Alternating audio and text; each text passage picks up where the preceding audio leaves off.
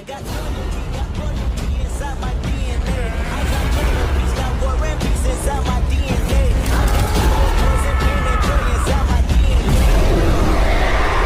Hello and welcome back to my channel, Fanfic Fantasy. Join us as we delve into the realms of fanfiction and fantasy, bringing you the best stories and discussions. Today, we're kicking off the first part of our series, What If Naruto Had Overpowered a Sacred Gear? If you enjoy this video, please give it a like and subscribe for more content in the future. The author of this story is YagamiNguyen from ff.net. All the relevant links are in the description. Feel free to say hello to the author on their profile. Now, let's dive into the fanfic. Chapter 1. Fuck Yasuo and fuck all of his players. No, seriously, fuck all of them. That was one of the many curses that went through Naruto Uzumaki's mind at that moment as he crawled on the ground, feeling his consciousness become fainter and fainter with each second passed. Not having the strength to move anymore, the blonde decided to stop and turned around to look at the sky. Fuck, Naruto muttered as he looked at his hand and saw nothing but red. His hand was covered in blood, and it was none other than his blood from the wound on his chest. All it had taken was a moment of hesitation. Just like in a rank game. Why did he have to die? God damn it. The blonde cursed as his hand fell in a dull thud beside him. So this was the end.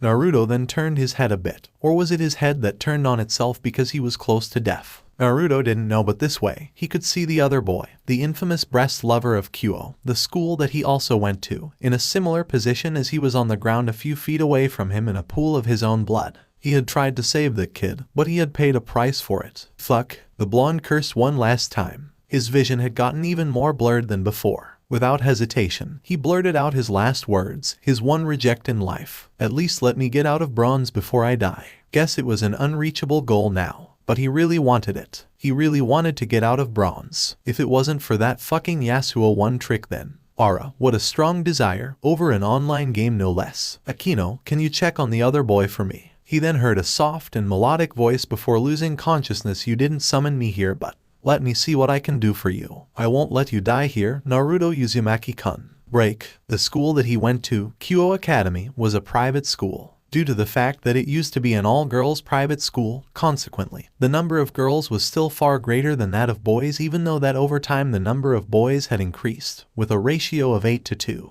In short, it was where male students could not do what they wanted, but many still tried and did their best to get into it because of the number of girls and how short their skirts were, even though the entrance exam was one of the most difficult ever. But even in the normal student body, Naruto Uzumaki stood out as a loner. Many had deduced that because he was a transfer student who had recently moved into town with his family about a month ago, he couldn't make that many friends so quickly. But in truth, no one had ever seen him talk or associate with anyone but the teachers who asked him to answer their questions. Even during break times, the blonde could be seen sitting in the back either with his studies or his phone. It's not that Naruto Uzumaki wasn't good-looking or repulsive or anything like that at school, far from it in fact. Many girls in the school had started to consider Naruto to be the most handsome second year that they wouldn't mind having a relationship with, even more so than the Prince of Kyo Kibayudo. However, even when some of the more beautiful girls of Kyo came to talk to him, Naruto just left them to themselves and minded his own business. However, his bad boy attitude allowed him to remain on the radar of many female students of the school,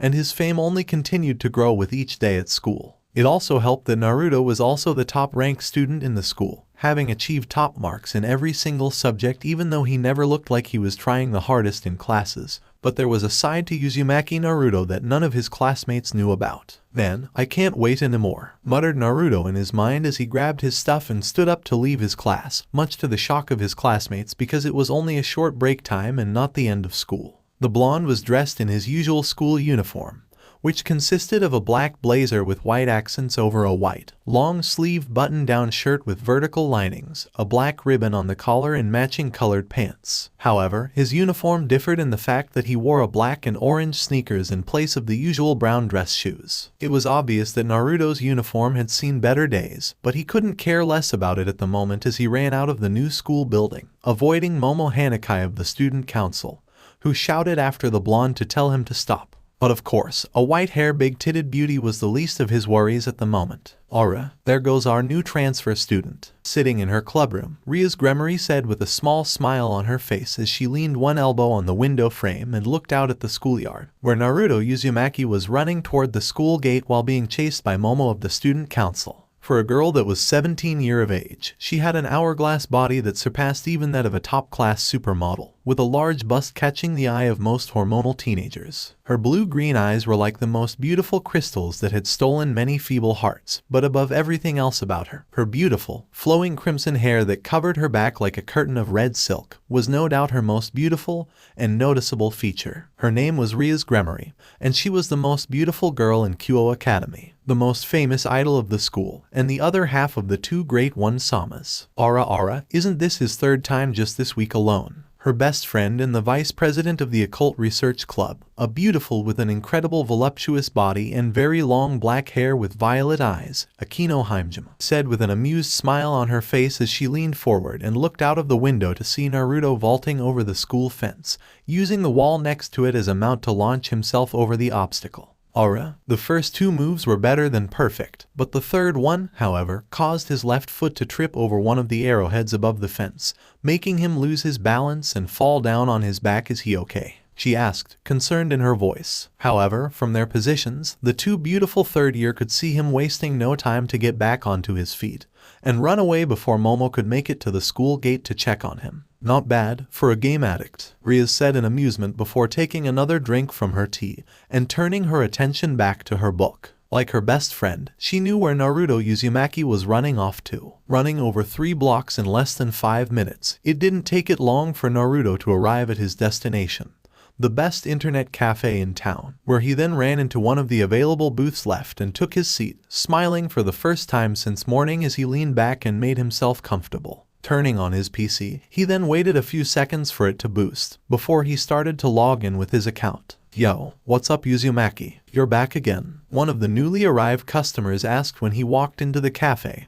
and saw a familiar mop of blonde hair, chuckling humorously to his friends who also recognized Naruto. So, how will it be today? 20 games losing streak before being demoted to Iron.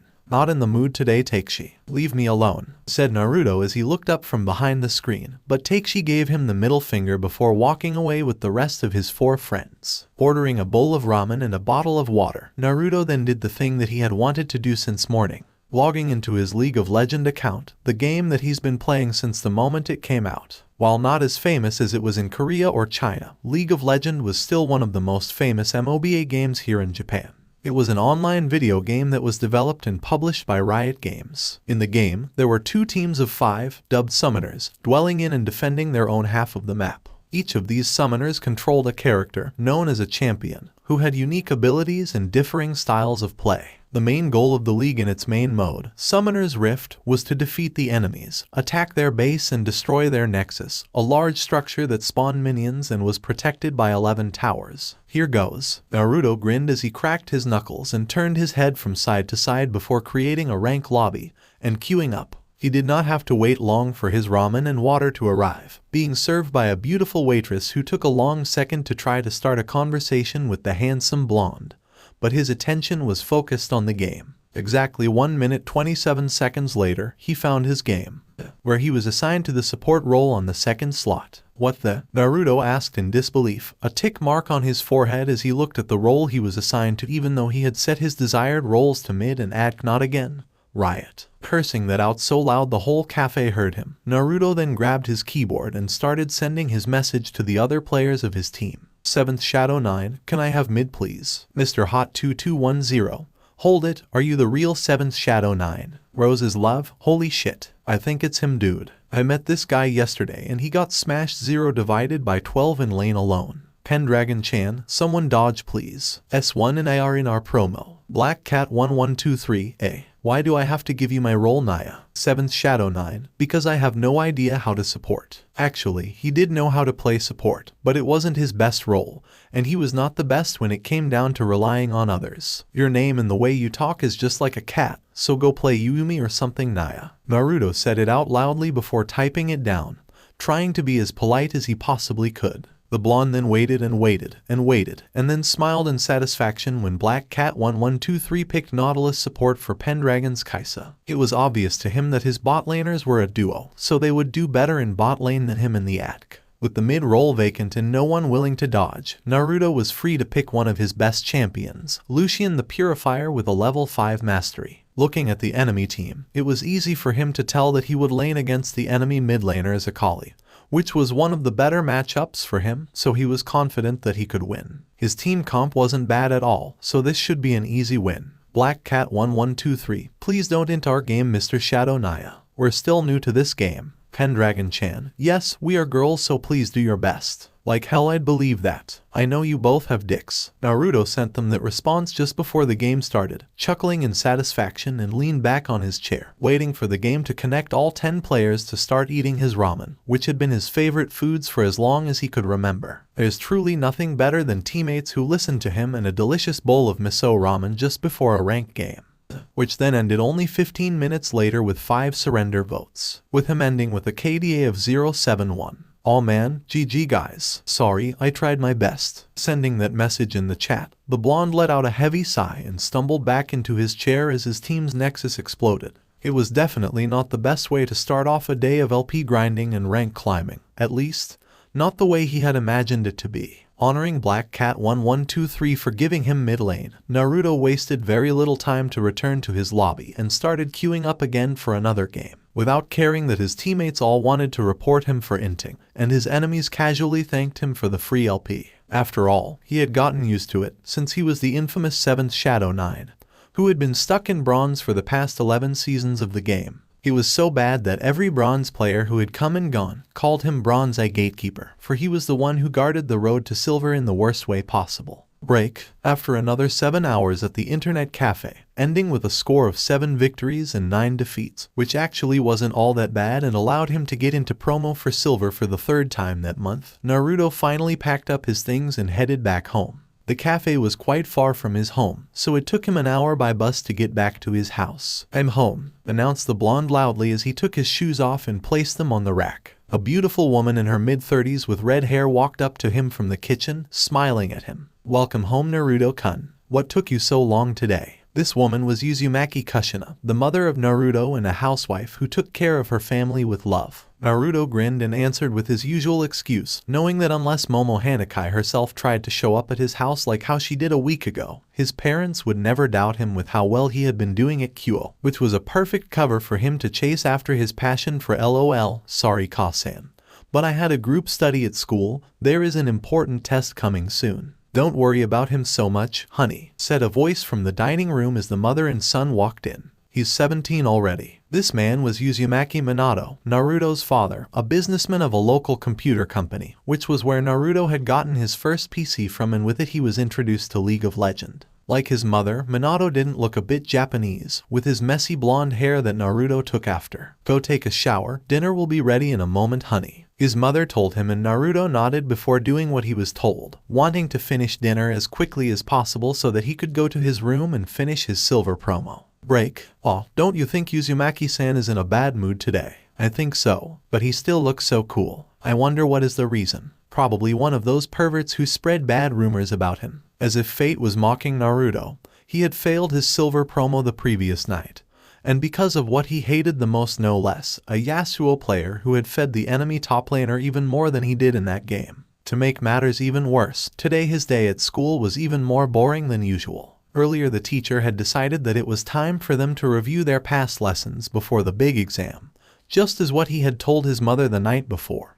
But Naruto just found it to be useless. At the moment, the blonde was sitting at his desk with a book in front of him, covering his phone that he was using to check on the stats of pro gamers from all over the world, watching their highlights and gameplays in the hope of improving his own. Naruto had never been one to believe that his skills and understandings of the game were actually that bad, but he had never hesitated to admit that pros like Faker, Caps, Perks, Reckless, Nuguri were all better than him and had so much for him to learn from. Since his dream was to be accepted into the LJL Pro League and become the best player in the world like his idol Faker. After 6 hours, the day was finally over, and Naruto took a second to take in a nice breath of fresh air before he then proceeded to leave school. According to a news he had read on the LOL website earlier in class, he knew that there was a scheduled server maintenance today, so as much as he had wanted to get back in the game and do his best to return to his silver promo, making a mental note to ban Yasuo as soon as it was his turn to ban, there was no other choice for him but to return home soon.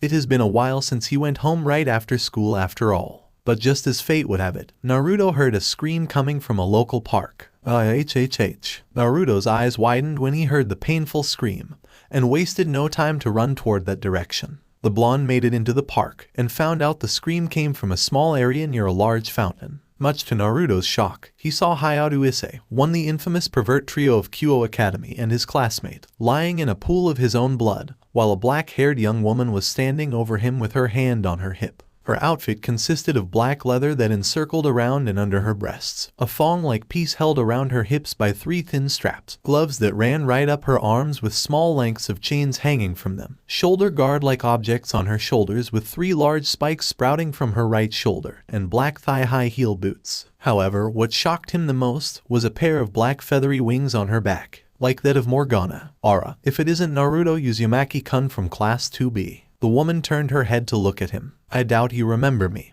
but I'm Amano Yuuma, this idiot's girlfriend. Naruto found himself utterly speechless, because in Yuuma's hand was some sort of spear made of dark purple light. It was obviously the weapon that she used to attack Ise Hayato. What? Who are you? He asked while staring at her, but it wasn't because of how revealing her outfit was. For some reason, he knew those wings on her back weren't cosmetic accessories. What are you? Should I tell you? No, I don't think so. The woman smiled as she started walking toward him. Sorry Naruto-kun, my schedule is a bit tight, or else I would let you have some fun with me before killing you. Yuuma flew at him, confirming that her wings were real. The woman was so fast that in his eyes, she was nothing but a blur, but he wasted no time to drop onto his ass and roll to the side just in time to dodge the light weapon which threatened to pierce his heart. Oh, good reflex, but with that, she slashed the weapon down. Is this how I die? Naruto thought bitterly in his mind as he stared at the weapon that came closer and closer to him with each passing millisecond.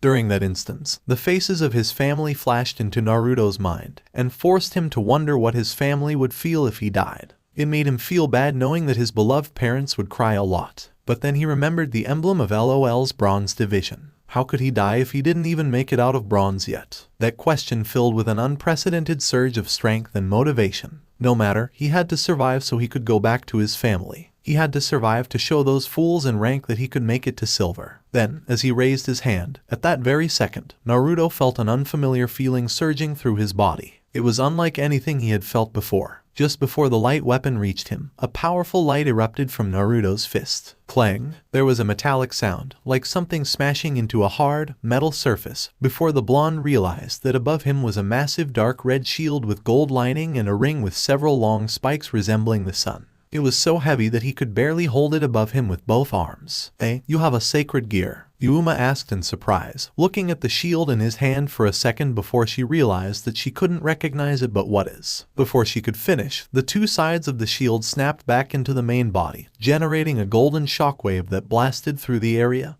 and knocked Yuuma back, sending her tumbling on the ground. Naruto, who was gasping in shock, soon felt the need to crawl out from under the shield before he was crushed to death by the sheer weight of it. So he did that without wasting another second, leaving the shield on the ground as he rolled to the side and got up on his hands and knees to look at it. No fucking way, the blonde muttered as he looked at the shield on the ground, recognizing its design. It was the shield of Daybreak, Leona's shield. But how did it happen? Did he summon that shield? From the game? Or from somewhere else? That hurt. Yuuma growled in anger as she looked at the burn on her hand, before flying at Naruto, who instantly ran over to the shield and tried to use it to defend himself again, knowing that he would have time to think of what just happened later only if he was still alive. With every fiber of his being, Naruto tried to pick the shield up, and he did, but because it was so heavy, the blonde was only able to get it up so far to properly defend himself. Without a proper footing, he was knocked back when Rainer slammed hard into the shield before flipping to the side faster than his eyes could blink and thrust a dagger at his chest. Gah! Naruto cried out as he felt down.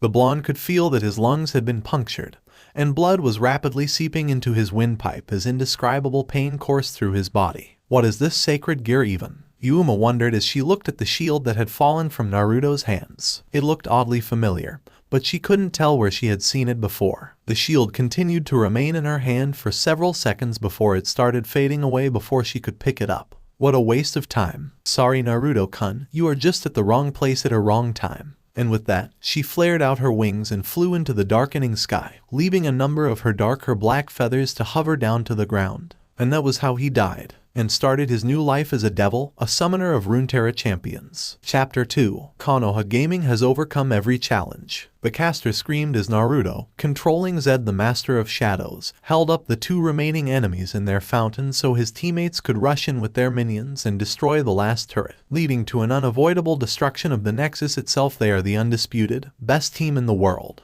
The KG's reign will continue. They win their 4th consecutive world championship. And as fireworks shot up into the sky, Naruto left his seat to celebrate with his teammates and coaches. He then held up the Summoner Cup above his head as a stadium of 150,000 spectators cheered for him. He had won it 4 times now, so its weight wasn't something unfamiliar to him anymore. Even the unkillable Demon King himself, his idol, Faker, came to shake his hand as he received his medal. He had become the best player in the world. But of course, it was all just a dream, since it was too good to be true. A dream he didn't want to wake up from, unlike the previous one where he died. As hard to believe as it was, he wanted a part of it to be real. Just how cool was the power to create and use the weapons and abilities of his most favorite champions from the game. He could hardly imagine what it would feel like to have Zed's master control over Shadow, or be able to fire wave after wave of mystic shots with Ezreal's gauntlet. Golden sunlight poured into the room through the dark orange curtains as a crisp, gentle morning breeze blew in from the spacious balcony, stirring the pleasant but unfamiliar aromatic presences of roses and lavender as he woke up to see the familiar white ceiling of his room. Out of instinct, Naruto lifted his hand to rub his chest and found that there was no wound. There was not even a scratch or scar, but he did feel a bit fuzzy and tired. So it was a dream. Man, muttered the teen as he tried to reach his hand up to rub his face, but found that for some reason he couldn't move his left arm at all, as if there was something holding onto it. Naruto turned his head to look and was utterly shocked to see some strands of beautiful crimson hair sticking out from under the blanket. There was a weight leaning onto his arm, and it began to move along with a large part of the blanket. The blonde instantly sat up on the bed and was even more shocked when he saw that he was as naked as he was when he was born. His attention then turned to the hump under his blanket as it started to slowly sit up. Is it morning yet? Asked the girl as she rubbed her eyes next to him. Naruto felt his jaw drop as he sat motionlessly on his bed. What the hell? Naruto knew who she was, having seen her a couple of times before. Her name was YagamiNguyen, and she was the most famous girl at his school, for several good reasons that he was having the chance to witness for the first time. Are YagamiNguyen-senpai? Rias smiled at the shocked look on Naruto's face as she sat up. Ah yes, that's my name. The crimson-haired beauty then looked at herself for a second before turning her eyes back at him, who was doing his best to look away, smiling mischievously as she continued, if you want to look, go ahead. I don't care. Even as you said that, senpai. Is your chest feeling fine now? Rias suddenly asked, concern in her voice as she looked down at his chest. You were stabbed yesterday after all. Wait, stabbed? So it wasn't a dream? Naruto couldn't help but ask, to which Rias nodded her head in confirmation. You look awfully excited for someone who has just found out he was on the verge of death not even 24 hours ago. Rias commented when she saw the smile that made it to his face. Nevertheless, I healed you. It was critical, but I was able to heal you in one night. Oh, by the way, I am a devil and I have made you one as well. Smiling casually, she told him with a smile. It was as if it was the most obvious thing to tell someone that she woke up to in the morning, naked. As if fate wasn't troubling him enough. The door of his room was suddenly opened. Naruto-kun, it's time to wake up, called a cheerful Kushina, who wore a yellow apron around her waist, as she walked into her son's room. It took her a second to finally absorb the whole situation. Get ready soon. Telling them that in a mechanical but extremely loud voice, Kushina slammed the door shut, and after a brief moment, Naruto could hear the loud sound of his mother's footsteps as she literally ran down the stairs. Minato, what's wrong, Kushina? He heard his father ask from downstairs as Rias stood up and walked over to start dressing up. Her action allowed him to catch a generous view of her amazing buttocks, which rivaled even her enormous firm breasts. Before he forced himself to look away. It looks like you saw a ghost. Sex. Naruto-kun did it. With a foreigner. Now, calm down and tell me what you saw. Naruto could only let out a heavy sigh, something that he always did whenever he lost a ranked game with the worst KDA possible for a solo laner. What excuse was he going to make to explain something like this to his parents? But if that wasn't a dream, then that meant break. So what did you mean when you said we're devils? Naruto asked loudly as he and Rias headed towards the direction of their school. It was after breakfast with his family, which had been strange because when his mother asked if she was her son's girlfriend, Riaz had told her that they were close friends, and doing something like that naked with each other was really how teenagers interact these days. As shocking and hard to believe as it was, Minato and Kushina both actually didn't seem to think much of it. Even after that, the conversation between the two and the crimson-haired senior student had turned out to be nothing like he had thought it would, and they had actually gotten along quite well. Riaz, who was walking ahead and heard his question, smiled with a wink as she turned her head back to tell him, "I meant it, Naruto. Your wound was fatal, and the only chance for me to save your life was to share my demonic power with you. But your body wouldn't accept it if you were still a human, so I had no choice but to reincarnate you into a devil like me." She then paused for a second before continuing to tell him with a small smile, "I know you won't believe me until I show you some decisive proofs. But not here and not now. We're in public." Naruto said nothing as he continued to follow Riaz with his hands in his pocket. "Back in the house, you did something to my parents, didn't you?" "Yes, I did." Riaz nodded her head in confirmation. "I used a spell on them so they won't trouble you with the unnecessary detail of our healing session." "What about Issei Hayao? Did he?" "Don't worry about him. He's alive," Riaz answered before Naruto could make the conclusion. "I had my friend taken him to his house and heal him. His wound wasn't as bad as yours, so a normal healing technique should be more than enough to revive him. Oh, since you two are in the same class, don't feel surprised if he looks like he doesn't remember anything. His memories were altered. And the woman that almost killed us, who was she? She's called Amano Yuuma, but her real name is Rainier. She's a fallen angel, Naruto." Riaz answered when Issei was on the ground. He wished really bad to die in a girl's arms with his face buried in her breasts. Naruto almost stumbled and fell over, trusting the breast beast of Kyo to want something like that in his last moment. But then again, he wanted to get out of Silver before he died, so he would not judge. He had one of my flyers in his pocket at the time, so his wish summoned me. Since you were on the verge of death, I decided to revive you. Thank you, I guess. Ah, don't be. Riaz shook her head and moved a strand of her crimson hair behind her ear. As she continued, I actually wanted to revive Issei Hayao-kun as a devil, not you, since we felt that he possessed a great power inside him. However, you were on deathbed and I couldn't just turn a blind eye to someone who I had the power to save either. Her eyes then turned sad for a brief second, but Naruto was able to catch it. Hours and hours that he had wasted looking at messy LOL combats wasn't for nothing. I hope you are worth it, Naruto. Though, I know that you are worth the choice that I made. You can't do it again. Reincarnate someone into a devil, I mean. The blonde couldn't help but ask when he saw that the smile had returned to her face. Not in the way that I did to you, Naruto. But I think that's enough for now, Riaz suddenly said. Okay, ami. And out of nowhere, cried a random girl as the usual crowd of Riaz Gremory gathered in front of the school. And Naruto-kun is walking together with Riaz Onesama too. Naruto honestly didn't realize that the two of them had arrived at the school already, and to be honest, he actually didn't care all that much now. He might not look like it, but there had been bad rumors of him floating around the school as it was. Oh my, the two of them look so cute together. Yeah, Naruto-kun looks so much cooler walking next to Riaz-senpai.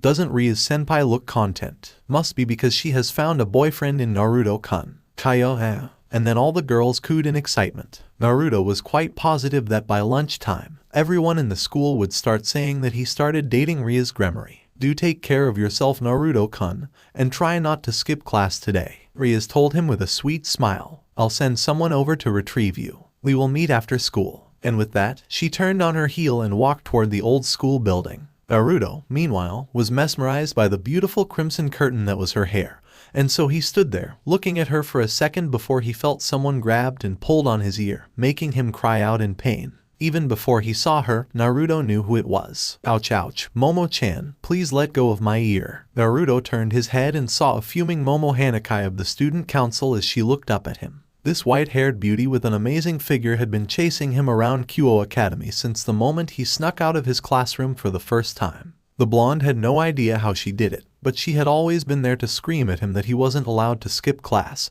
and chase after him whenever he made a run for it. School was boring to him, so the two of them had done the cat and mouse game almost on a weekly basis. So much that there weren't even rumors about the two of them anymore, since everyone had seen Naruto and Momo with each other so much that they didn't even bother to make rumors about them anymore. Nevertheless, they all found it amusing to watch whenever Momo was able to catch him. Come with me to see Sona Kaichu, Momo said as she pulled him toward the student council office with amazing strength for a girl her frame. Naruto, who knew that he had no chance to escape now, had no choice but to follow her, fearing for his ear if he decided to do otherwise. "You're not gonna skip school today as well, Naruto-kun." Break. There. After sneaking out of school that day, Naruto Uzumaki found himself sitting at a local riverbank, the least crowded area of the town at this time of the day, working on a training dummy he had been making for the past 10 minutes with several tree branches and thin wire. He was making the dummy look like it was holding onto a stick, or from his point of view, a blowgun, and then stood up to walk closer to the river to stab the end stick down to the ground to make it stand. Returning to his backpack that he left where he had sat, the blonde then took out a Timo's hat, a green beanie with a pair of red goggles and 2 small animal ears sticking out on the top, and walked back to place it on the dummy head, smiling as he looked at the thing. It was far from the best, but no one could deny that it was an accurate real-life version of the game's infamous practice tool. "Alright, let's start with something simple," Naruto said, and then opened a notebook with a list that he had made while he was still in his classroom. The first, of course, being none other than Lucian's relic pistols. If yesterday wasn't a dream, then let's see if he could do it again. Sitting down in Caesar on the ground, Naruto then concentrated, recalling the feeling that he had the day before while thinking hard about Lucian's dual pistols. He still had no idea how his power worked, but in a blinding flash of light, Naruto felt something heavy materialize in his hands and looked to see Lucian's pistols, which were almost as long as his arm and incredibly heavy too. Yes, Naruto cheered out in excitement and stood up to celebrate, causing the pistols to slip from his hands and one of them to fall on his foot, making him fall back down on his ass. But even as rolled on the ground holding his foot in pain, the smile never left his face. After the pain had left him, Naruto hobbled over to the guns and picked them up, holding them in his hands, although for some reason the two weren't as heavy as he thought they would be. "Okay, let's see what these babies can." But it was at that moment he noticed it. Both guns had no triggers. Am I missing something?" the blonde asked in confusion, before he started waving the 2 pistols around, looking for a way to fire them. But no matter what he tried, nothing seemed to work, and made him feel more and more like an idiot with each second. To the onlookers randomly walking on the street above him, they probably thought that he was a child playing with a pair of fake guns, or a cosplayer practicing for an upcoming fan fest. "Ugh, this isn't working," the blonde muttered as the dual pistols faded away from his hands. Of course, he didn't think that the pistols were anything more than a pair of normal constructed models, with how Leona's Shield of Daybreak had sent out that shockwave like her W ability, Eclipse, the previous day. It was obvious that he couldn't fire them like a normal gun. Normal gun. Okay, let's try out something with a trigger. Making a mental note to reread Lucian's lore to find out the problem later on, Naruto walked back to his notebook to cross Lucian's relic pistols from his list, and then stood back up to construct another favorite gun of his, the Whisper. Of course, after he had been able to understand the basics of how his power,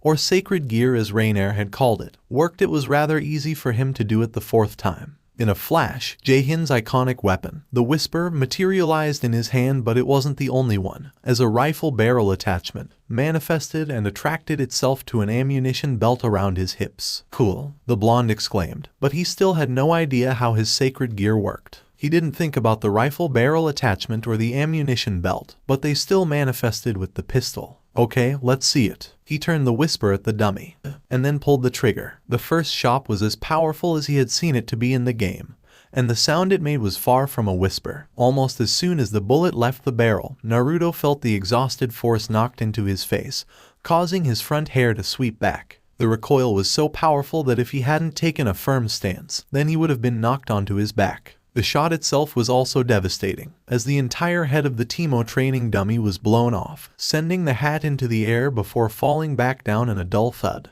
"Holy shit," the blonde muttered in amazement. However, he felt numb in the arm after that. If that was the first shot, then what of the 4th one? Jaehyun's passive, innate death in 4 acts made it so that he had to reload after every 4 shots of basic attacks.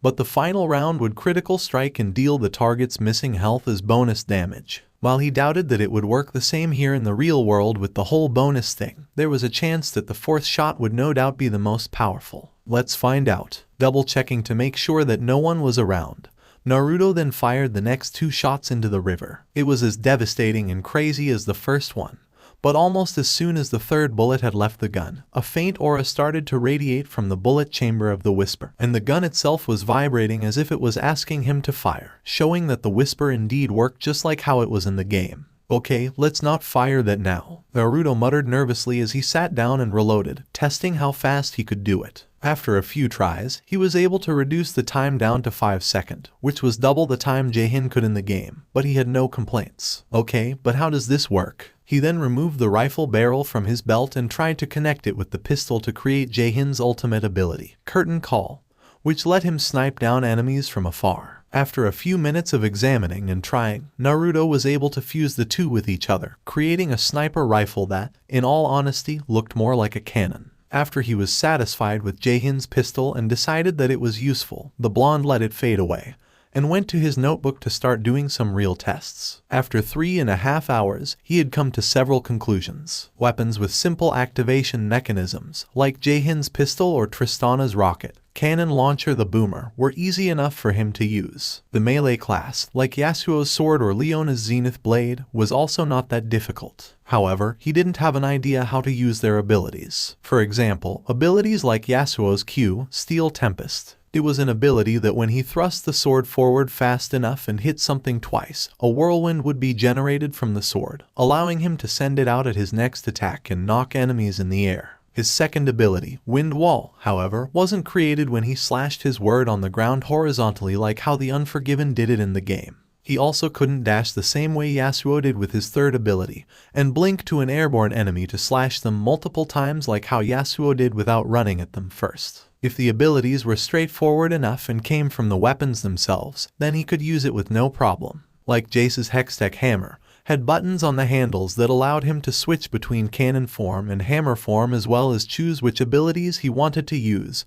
So bless the Defender of Tomorrow for doing something like that. But otherwise, if the abilities themselves were something that the champions acquired in the lore, he had no idea how to use it. There was no button for him to press and activate them manually like how he did it in the game, which took him to the problem with the mages, those who used actual magic. For example, he could actually construct Ari's orb, but all that he could do with it was bouncing it around. It did return to him if he threw it away like a boomerang after traveling a small distance, but aside from that, he had no idea how to use Ari's other abilities with it, since they didn't come from the ball but Ari herself. Charms, Foxfires, and even her ultimate Spirit Rush itself was Ari's natural powers, something that even if he could use, he would have zero idea on how to use them. Which led him to the next question. Could he summon the champions themselves, and would they behave just like how they were in the game if he could? He would love to be able to summon someone like Evelyn or Miss Fortune, but that was out of context. Also, as cool as it had been for him to run tests on his sacred gear, would there be anything useful for him to use them on or before he could test out his theory of the champions summoning?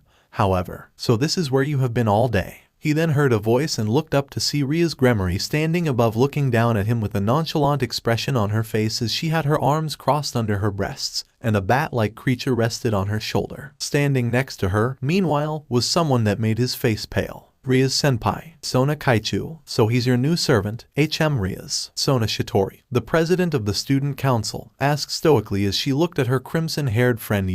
At least he's not at the internet cafe downtown. Break. And this, Naruto, is our base of operation. Ria's introduced as she led Naruto into her clubroom, located on the second floor of the old school building. It was the famous occult research club that consisted of the most famous and best-looking students at Kyoto, a wood-paneled room with Victorian couches and chairs along the walls. It also had a bathtub, for whatever reason he decided not to ask. Sitting on one of the couches was a petite girl with white hair and abnormal yellow eyes. The front of her hair had 2 long bangs going past her shoulders and several loose bangs that hung over her forehead, while the back had a short bob cut, with a black cat hair clip on both sides of her hair. She wore the girl's uniform but seemed to have discarded the shoulder cape. He knew her. Her name was Kaneko Taoju, a first-year student and the cute mascot of Kyoto Academy. The next person that was in the room was a handsome young man dressed in the standard version of Kyoto Academy's uniform for male students. He had short blonde hair, blue eyes, and a mole underneath his left eye. His name was Yuuto Kiba, and he was the second most handsome second year of Kyoto who was adored by many female students and hated by other male students. Kinda like him. The last was the other half of Kyo Academy's two great ones, Sama Akino Himejima, a beautiful woman with an extremely voluptuous figure that rivaled even that of Ria's Gremory herself. She had very long black hair and violet eyes. Her hair was tied in a long ponytail, reaching all the way down to her ankles with two strands sticking out from the top, with an orange ribbon holding it at the back of her head. Like the other two girls, she wore the girl's uniform with black knee-length socks. I take it that you know everyone in this room, Riaz asked, turning over to look at him as she came to stand at her queen's side while her servants took turns introducing themselves to Naruto, who then looked around for a second before nodding his head at them. So I'll be frank with you here. We are all devils. Aura, he doesn't look that surprised, Akino commented with a soft smile. Ah well, cause that's not the craziest thing for me today, Naruto answered with a chuckle as he closed the door and walked into the room. So you believe me? I can't see how else that I am alive now, but... He then raised his hand. I have one question. Go ahead. Can you turn me back to a human? He asked with a very straight face, making Riaz and her club look at him in surprise. I'm grateful that you decided to save my life, senpai, even though it was never your intention. But I'd rather not become anyone devil servant and continue on normally with my life. Thank you. How do I say it? I don't think it works that way, Naruto. Riaz shook her head as she told him. She had expected him to ask her that, since she turned him into a devil against his will. Once you have become a devil, there is no turning back for you. The devices that I used to turn you into a devil, it has become parts of you now. I'm sorry, Naruto, but I can't turn you back. Ah, I see. You don't have to worry about it, Naruto-kun, Tibuyudo said with a small smile. But you here is a devil who comes from a devil clan that is famous for their extraordinary affection for their servants. So into her we are more like her family than anything else. Naruto then took a second to look around the clubroom, and saw that even the usual emotionless Kaneko seemed to share the same feeling as Kiba. This is not a trick, right? The blonde asked, before nodding his head. At least it would give him a reason to use his sacred gear. Okay then, I guess I will stick around, but don't think I will start calling you Mistress Riaz or something like that. Ah, don't worry about it, Naruto, Riaz said with a wave of her hand. The Occult Research Club is our facade, but it is also a hobby of mine, and it works and functions like a normal club here in Kyo, so I'm fine with everyone addressing me as Butchu around here. Great, what about Sona Shitori Kaichu? Is she a devil too? Yes, she and the members of the student council are devils. Her real name is Sona Citri, the heiress of the Citri clan. Riaz nodded her head in confirmation. So that meant Momo Hanakai was also a devil. No wonder why that girl had such ridiculous strength and could chase after him for so long. Naruto had noticed that, from lifting Leona's shield of daybreak earlier, he had become a lot stronger and faster after becoming a devil, so it wasn't so bad. Riaz then went to sit down on the couch next to Kaneko and took out a small document under the table before showing it to him. Naruto, who went over to sit down on the sofa on the other side of the table, looked at it and saw a picture of Amano Yuuma, or Rainier. Since you snuck out of school again today. Naruto smiled sheepishly at that. You probably don't know that she had left your class and erased memories of her from your classmates' minds. As I said, her real name was Rainier, and she's a fallen angel. I take that you don't like fallen angel very much, Naruto asked. He felt kinda bad for that. It was just like how in the lore no one liked Morgana because she was branded a fallen angel. In game, well, her black shield was troublesome to deal with as it blocked all crowd control effects. Because Rainier was a fallen angel, no doubt that there was also angel out there. Yes, the truth is that we, the devils, have been in a state of war against the fallen angels since ancient times. Devils form pacts with humans, receiving their sacrifices, which increases our wealth and powers, while the fallen angels, on the other hand, control humans to eliminate demons. In addition, there are the angels, who come here by divine order to try to eliminate the two races. With that, we have the three biblical factions. This has been going on since antiquity. Ah, so it's like Kale and Morgana with an added faction. Naruto nodded his head in understanding. If he put it that way, then it was much easier for him to understand. However, the look on Ria's face showed him that she had no idea what he was talking about. In League of Legends, Kale is an angel while Morgana is a fallen. The two are sisters and their relationship is like a real-life angel and fallen angel. That instance, Naruto swung his head to look at Kaneko so fast that he almost dislocated his own neck, after he heard her explaining that to Riaz in her emotionless tone. Kaneko-chan, I didn't know that you also play League, Naruto asked with eyes sparkling in excitement. What rank are you? I'm Diamond 2, Sato-senpai. His face fell and his shoulders slumped instantly after that. A dark cloud hovered over his head as Kaneko then went on to mercilessly explain to everyone that bronze was the second worst rank in the game. How did she know that even? Did she also know that he was also 7th Shadow 9, the infamous gatekeeper of Bronze Division? If Riaz and the others knew he had been going to that internet cafe downtown, then no doubt she would know that too. It was Akino who said that behind a hand covering her mouth, obviously. Anyway, Riaz chuckled forcefully as she continued, looking to change the subject to save her new servant some face. I believe the reason Rainier, who came to this school as a mono-Yuma and attended your class because she believed Issei Hayaru-kun had a dangerous sacred gear inside him. All about that, what is sacred gear anyway? Naruto couldn't help but ask. Rainier mentioned that I had one too, but I didn't know what it was. Riaz widened her eyes in surprise before turning her head to look at her servants for a moment before turning back to explain it to him. Well, sacred gear, also known as God's artifacts, are items with powerful abilities bestowed upon humans by God of the Bible. Riaz said several individuals with sacred gears have grown to become some of the most powerful and influential, with their names etched into human history. Some like Einstein, Abraham Lincoln or Oda Nobunaga were all sacred gear possessors. Most sacred gears have characteristics that are only useful in human society, but there are also exceptional powerful sacred gears that are a threat to us, devils and fallen angels, like the one Issei has, so Rainier killed him because she perceived it as a threat. She then paused for a second before asking, how did Rainier know you have a sacred gear, Naruto? Akino and I couldn't tell if you had one. Did you somehow awaken and summon it? Even now, it was hard for her to tell if Naruto really had a sacred gear. I did. Naruto nodded his head, suddenly feeling excited again. Can you show it to us? Riaz asked curiously. In a place with so much demonic power like this room, it's easy for it to manifest itself. Sure.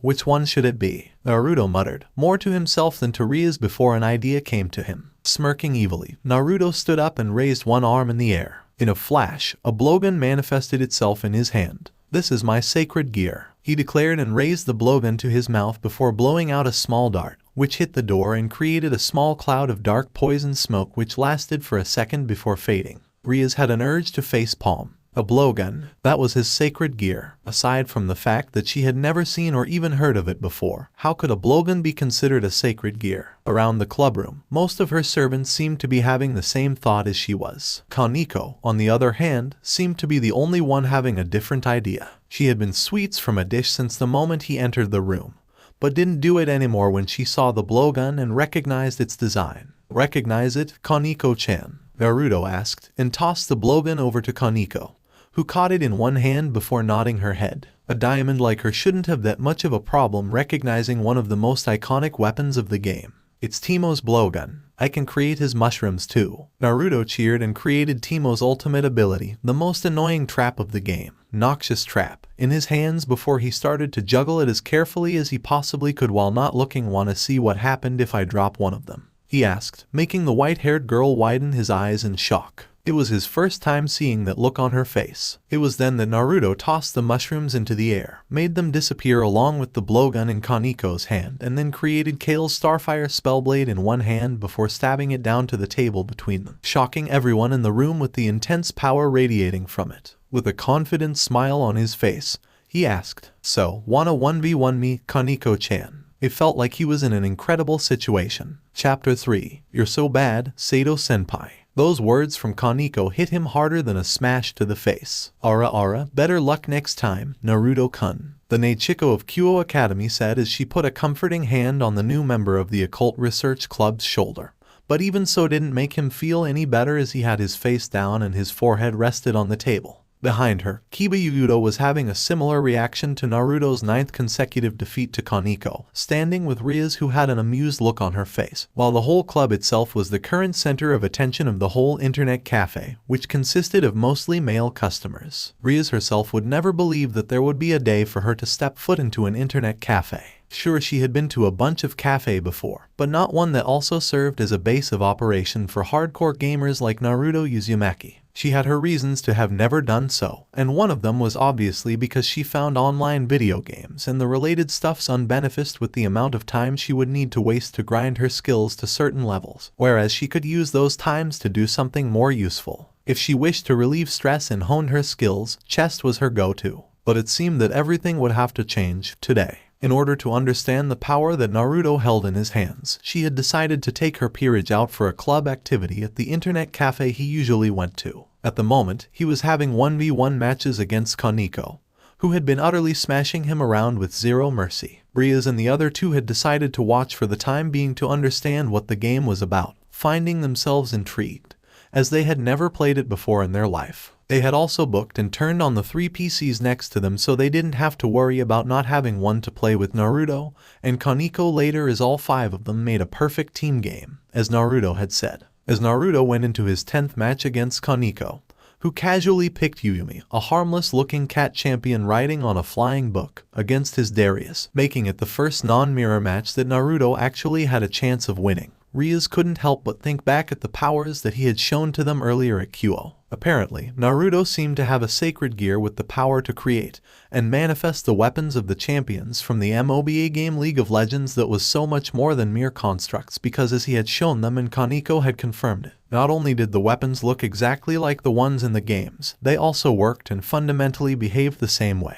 allowing him to use abilities that were just like the ones that the champions used in the game. While creation's sacred gears, which allowed the users to create matter objects out of nothing, weren't extremely rare, one with the power like Naruto's was unheard of. After checking a book that specifically summarized and recorded every known sacred gear, Naruto had found out that something with the power to create all kinds of weapons with almost all kinds of abilities was something that had never been heard or seen before in history. The closest thing to Naruto's sacred gear that she could think of was Annihilation Maker, a top-tier Longinus-tier sacred gear that granted its user the ability to create an assortment of creatures from their shadows and based on their imagination.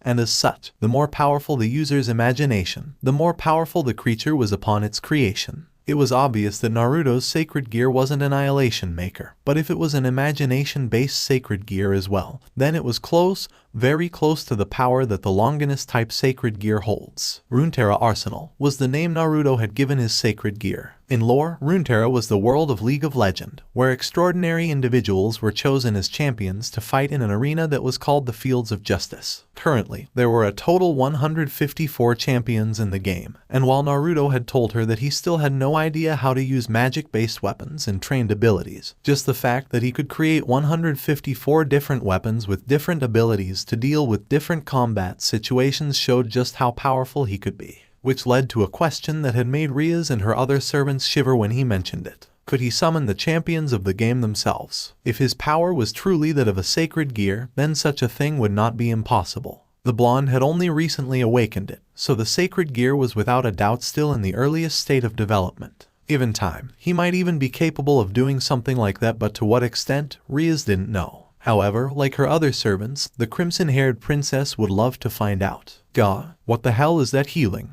Naruto cried out in shock, breaking Riaz out of her musing. Focusing her attention back on his screen, Riaz saw that Naruto's champion was in critical health. It was the same for Kaneko's cute little cat after Naruto all-out assault with all of his abilities and summoner spells. However, a single heal from Yuyumi's ability, Zumi's, was enough to bring her back to full health, much to the blonde's shock and dismay. "You're dead, Sato-senpai," Kaneko told him nonchalantly and then attacked him with a single basic attack before casting the Ignite spell on Naruto's champion, finishing him in the process. Aura, the white-haired girl finished with a sigh and a rare, amused smile as she turned her head to look at the defeated Naruto, who had a dejected look on his face as he slumped down the table. Bronze Gatekeeper, that was Naruto's nickname in the League community. Apparently, her new servant was so bad that he had played for 11 seasons and had never actually gotten out of Bronze before. How could someone get stuck in the same level of gaming skills for 11 years was beyond her. It was also worth mentioning that Iron Division had only been added a couple of seasons ago, which meant that Naruto used to be the best of the worst League players, being a hard-stuck bronze eye.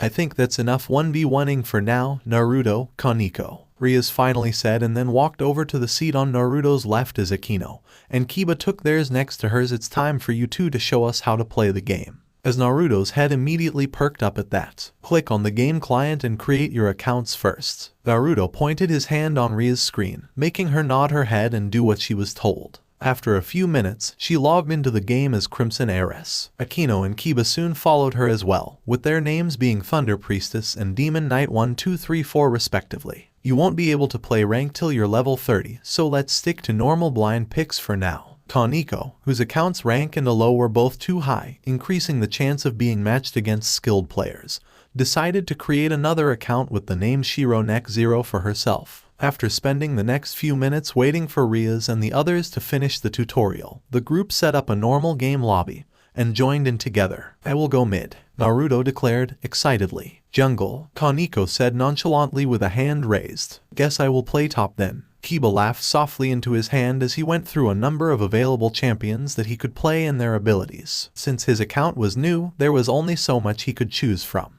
Butchu and Akino-san, you two can play bot lane as ADC and support. Naruto pointed his hand at them, making the two lean forward and look at him in confusion. ADC is attack damage carry, the one with the highest potential damage output in the game. Support is all about making sure things run smoothly for the team. You help facilitate vision control and protect your ADC in bot lane, he explained, proud of his own knowledge of the game, before he felt a cold chill run down his back, and slowly turned around while laughing awkwardly to see Kaneko Taoju staring at him with half-lidded eyes and a spoon in her mouth. Oh, I think I get it. Akino, you will be my support. Riaz nodded her head with a confident smile. Ara, let's do our best together, Butchu. The Nechiko laughed softly into her hand. Right, if everyone is ready then let's do this. Try not to die too many times, Sato-senpai. Can you stop calling me that, Kaneko-chan? Rake, man, that was fun, Naruto said as he walked out of the internet cafe with Riaz, bidding goodbye to Akino, Kaneko, and Kiba as they headed home in the opposite direction. It had been a while that Naruto could actually play League with friends and without needing to worry about his LP, and thus he had played a lot better than normal. Sure, he still fed and died a lot in lane, but there's truly nothing better than playing the game he loved with friends. The 5 of them had played a total of 6 games that evening, and even though 3 of them had been new players, with Kaneko's skills she had carried the team to victory every time. Kiba had some trouble in the first game, but at the end of the day he was incredible, being capable of dodging skill shots as if he was actually scripting. Akino, on the other hand, was still working on her map and vision control for the team because of her support role. But she had been able to play tank support pretty well for a beginner. But his master had been the most surprising of all, but not unexpected, because halfway through the first game after she had understood League's fundamental gameplays and its objectives, Riaz had started proving herself to be an excellent tactician by reading the enemy team like an open book and coming up with strategies to counter their movements across the map. Apparently, the Devil had a game called the Rating Game, a strategic competition between 2 devils with their peerages that was based on the board game chess and shared many similarities with League. He would love to see the game one day, and wondered if they could make a League of Legend, Summoner's Rift variation of the game. I must admit, the game is more entertaining and challenging than I have expected it to be, Riaz said with a small smile as she followed Naruto to the direction of their home. I can see why you like it so much. It has amazing lore too, if you are interested. Naruto pointed out with a grin. The cinematic videos of the game are absolutely amazing, though they always make the community wonder why Riot Games are really a game company, with the way they balance their game. What do you mean? You see how Kaneko-chan jumped into that enemy Jinx with her Rengar, right? Naruto asked with a chuckle, remembering their second game and how Kaneko basically one-shot her. Yeah, it has been like that for the ADCs for a while now. There are tons of bugs too. Hopefully I won't encounter them when I use my weapons, Naruto joked, making Riaz giggle softly into her hand. No, seriously, he would hate to see one of those annoying game bugs in real life. Do you have plans for tomorrow, Naruto? Before the blonde could get the wrong idea, Riaz reached for her bag and took out a stack of flyers, all of which had a red magic circle similar to the one that he had seen in the Occult Research Club clubroom. These are the flyers I have wanted to give you. They will help you establish contracts with your human clients. Do I really have to? Naruto asked, sounding nervous. He had accepted that he was a devil now, but there are things that he's still feeling a bit uncomfortable about. I don't want to kill anyone. It took Riaz a moment to realize what it meant, and it took a lot from her to hold back laughter. No, Naruto, we don't take our clients' souls in exchange for our services, at least not anymore, Riaz explained to him while waving her hand in front of her face. We accept compensations now, and get paid in any way that our clients see fit. However, for young devils like you, it's the point that is important. While making contracts is the slowest method, once you have garnered enough points you will be allowed to raise your ranking. One day you can even become a high-class devil and have your own peerage like me. Oh, I see. Naruto nodded his head with a smile. That didn't sound bad at all. That doesn't sound so bad. I know that tomorrow is Saturday and we don't have school, but try not to stay up too late playing League tonight. And use some time tomorrow morning to hand these flyers out. Riaz handed the flyers to Naruto with a small note and then continued, once you are done, Call me with this number, Akino, and I will help you work on your sacred gear and your weapons. Naruto nodded his head in understanding. By becoming a devil, he had become the natural enemy of the two other factions, the angels and their fallen counterparts. If he had to fight them in the future, then just having the power to create those weapons was not going to be enough. He had to know how to use them, master them, even break. Okay, the barrier is set, Bachu, Akino Himejima said, as she walked down to the river bank with a smile on her face, where Rias and Akino were sitting on the grass with a notebook and a laptop between them. All three of them were in casual clothes, with Naruto wearing a white shirt underneath a black and orange hoodie jacket with black pants and matching colored sneakers. Ria's outfit consisted of a tight skinny jeans that hugged the deadly curves of her hips and sexy legs, black sandals and an off-shoulder button shirt that were folded above her midriff, exposing a portion of her flat and toned stomach, while Akino was wearing a normal white shirt and short black skirt, stopping just above her mid-thighs. As usual, she had her hair tied in a ponytail. Alright Naruto, with the barrier up, no one can see or hear us from the other side. We can run as many tests on your sacred gear and weapons as we want now. Rias explained as Akino summoned a number of special magic-enhanced training dummies, those that wouldn't break so easily after 1 or 2 hits. So Naruto, you told me that the reason you were killed by the fallen angel Rainer was because you couldn't decide what to use when you awakened your sacred gear for the first time. Yes, Bachu, I was a little overexcited, Naruto answered while grinning sheepishly. Rias could only give him a long look, while Akino just let out a soft and amused giggle behind her hand. However, neither of them could blame him. There were just so many for Naruto to choose from, and his passion for the game was truly something else. So to avoid wasting time choosing and getting yourself killed again, I think you need to decide which one should be your main weapon first. Your go-to in every situation. Rias then turned to the notebook on the ground and read his notes from yesterday. Naruto had also told her all the problems with the weapons that had complicated activation mechanisms as well as trained and magic-related abilities. Do you have anything in mind, Naruto? Perhaps it can be something that is easy for you to use and utilize its full potential. Seeing the thoughtful look on Naruto's face as he crossed his arms on his chest, Akino gave a suggestion. Oh, I think I have one right here. With that said, Naruto stood up and raised his hand to summon the weapon that he had in mind. Rias and Akino covered their eyes, as the light emitting from his hand engulfed his entire body. After a second, after the light had disappeared, the two One-Sama of Kyo lowered their hands to see Naruto standing with a black and white gun with an extended stock in his hand, and something that looked like a rifle barrel attracting to an ammo belt that he wore around his hips. This is the Whisper, Naruto explained Jaehin's gun. Okay, Rias immediately turned to her laptop, which had League's client opened, and searched for Jaehin in her champion collection. Amazing, the crimson-haired heiress muttered as she read the descriptions of his abilities with Akino,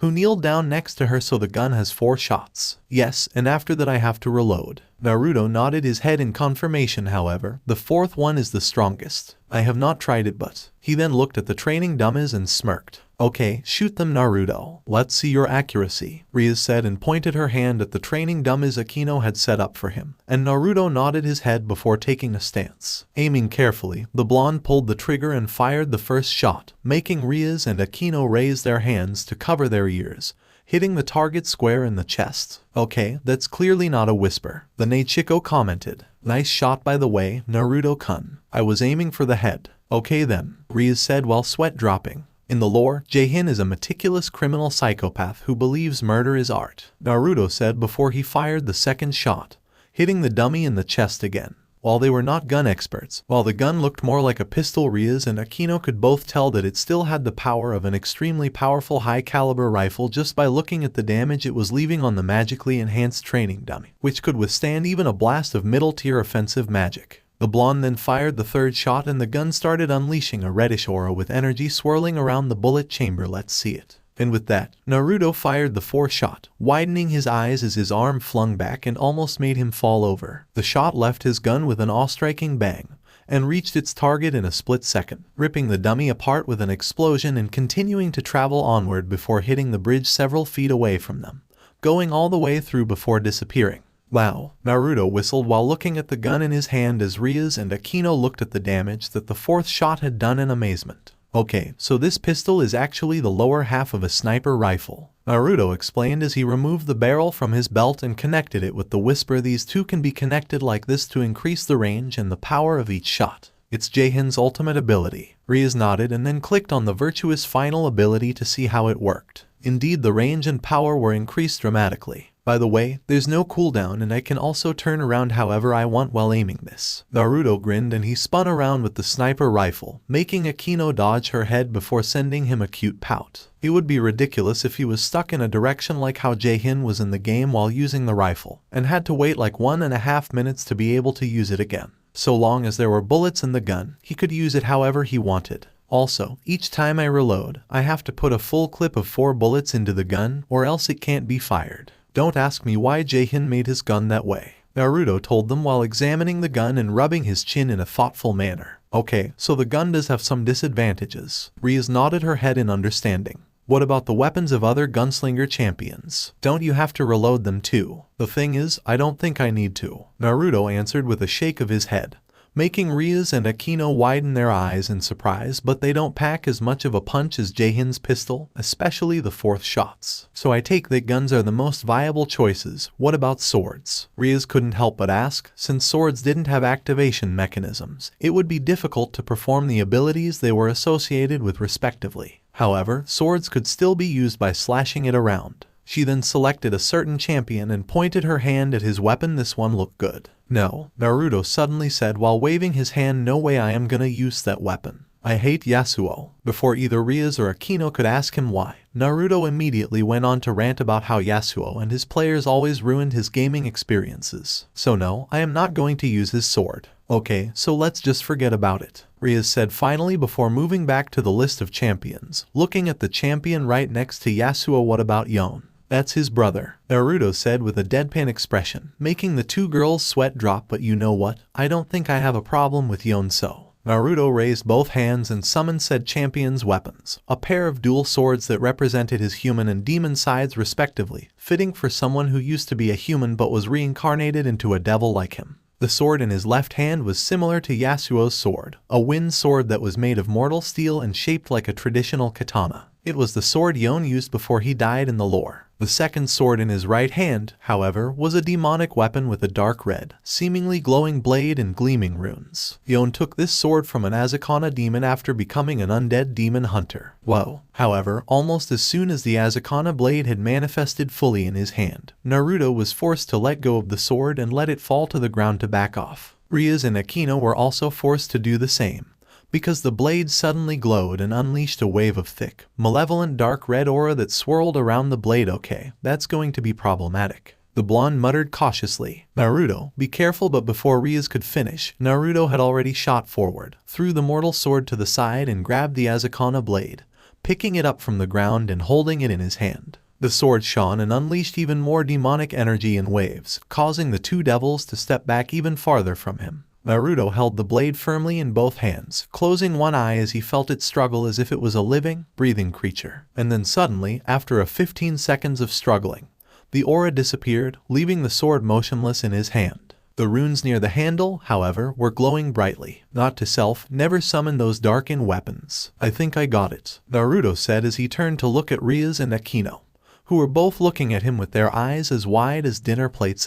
Is there something on my face? He then reached his hand up and touched his cheek, finding a hard edge there before widening his own eye when he realized that there was a mask on his face. Based on its design, it appeared to be the one that Yon wore. Are you sure that thing is safe to use, Naruto? Riaz asked worriedly as Akino summoned a mirror to show him the mask he was wearing. Pretty sure, Butchu.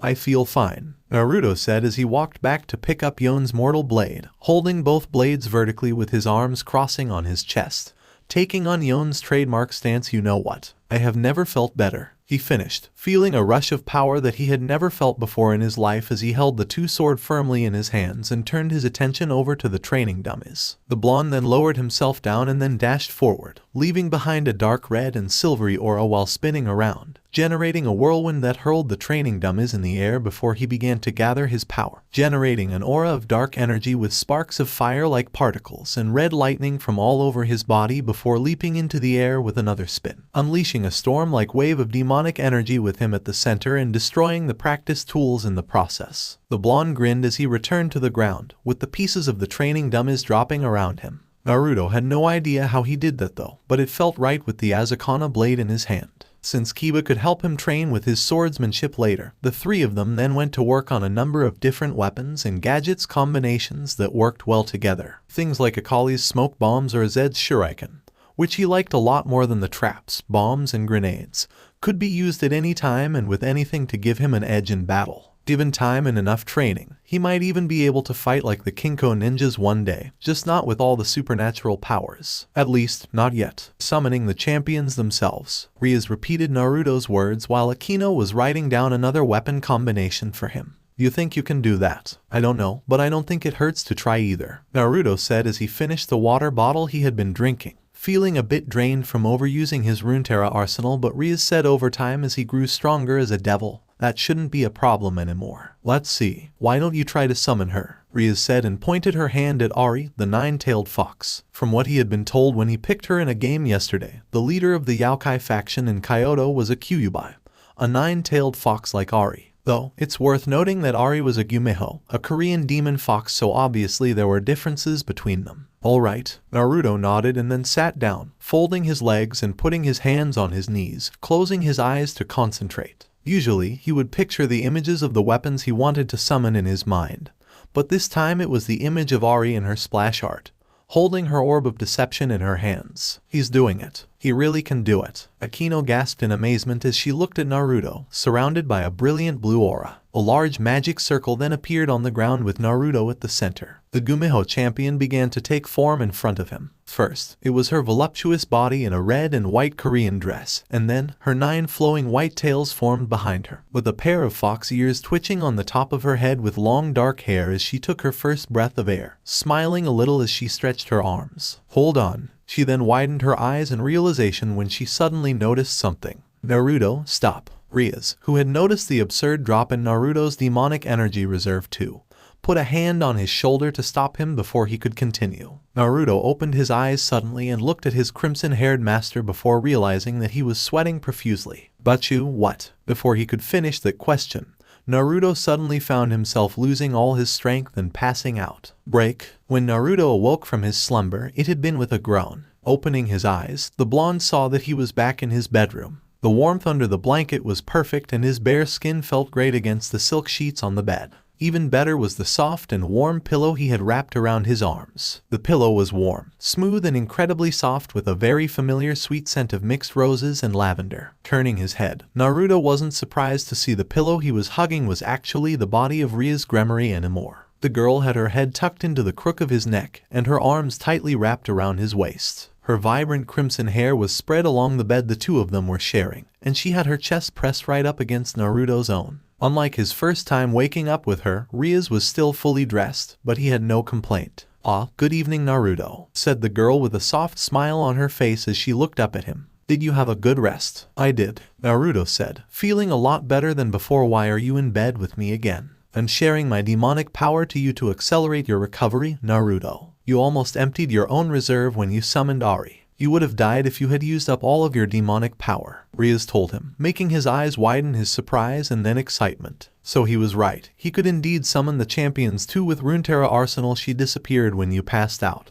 But Akino, and I felt that she had the same amount of energy that you lost trying to summon her." "I see. So I am not ready to summon champions yet," Naruto concluded as Rias sat up. "If you need a specific amount to summon a specific champion, then yes, you are not ready for Ari. She's after all a 9-tailed fox." But Rias doubted it would be a problem for too long because Naruto's energy reserve was ridiculously exceptional, almost equaling that of a high-class devil despite being a newborn devil. And that's without promotion. "So, who do you think I can summon now, Yumi?" Naruto asked, chuckling a little at his own joke. "I think so." Naruto smiled as she casted a spell with a red magic circle in the palm of her hand and used it to check on his condition. "I think you're okay now." "How long was I out, by the way?" "A little over 4 hours. Normally it would take longer to fully replenish your reserve, but I shared my demonic power with you," Rias reminded him as she took out her phone and checked her phone. "If you're feeling better, then get dressed. We have a stray devil hunting order from the Archduke." A few minutes later, Naruto found himself walking alongside Akino, Kaneko, and Kiba as Rias led them into an abandoned mansion.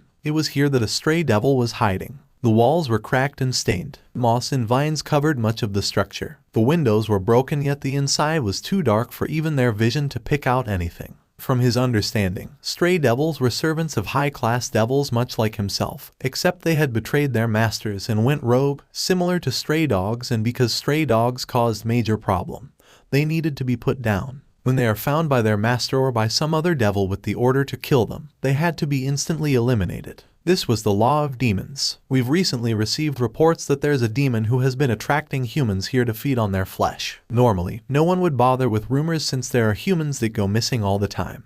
But these rumors all led to this house. That is usually a sign that a stray devil has taken up residency here. Ugh, so there are devils who eat human meat too? Naruto asked, feeling fortunate that he hadn't had dinner beforehand. There Arias admitted solemnly. The group soon found themselves inside the mansion, where the stench of blood clung heavily to the air. Now Naruto felt truly lucky that he hadn't eaten anything, because the sense of blood and rotten flesh was truly horrible. But this should be a good chance for you to see your skill in a fight. She paused for a second, then added, I will also take some time to explain how the servant system works. Whether you want to join us is up to you. Roger that, Naruto said. You know what chess is, correct? I'm not that addicted to League. Everyone just looked at him, making him add with a forced smile, serious. Well, in a manner of speaking, the device I have used to turn you into a devil is very similar to chess pieces, called evil pieces. Like chess, there are the king, the queen, knights, rooks, bishops, and pawns. Each piece has its own unique traits, leading to the creation of the rating game. Oh, I see. So which piece am I? He couldn't help but ask, but before the crimson-haired devil could answer, they heard a voice. What a delicious scent. Everyone immediately turned their attention towards the darkness of the room they were entering.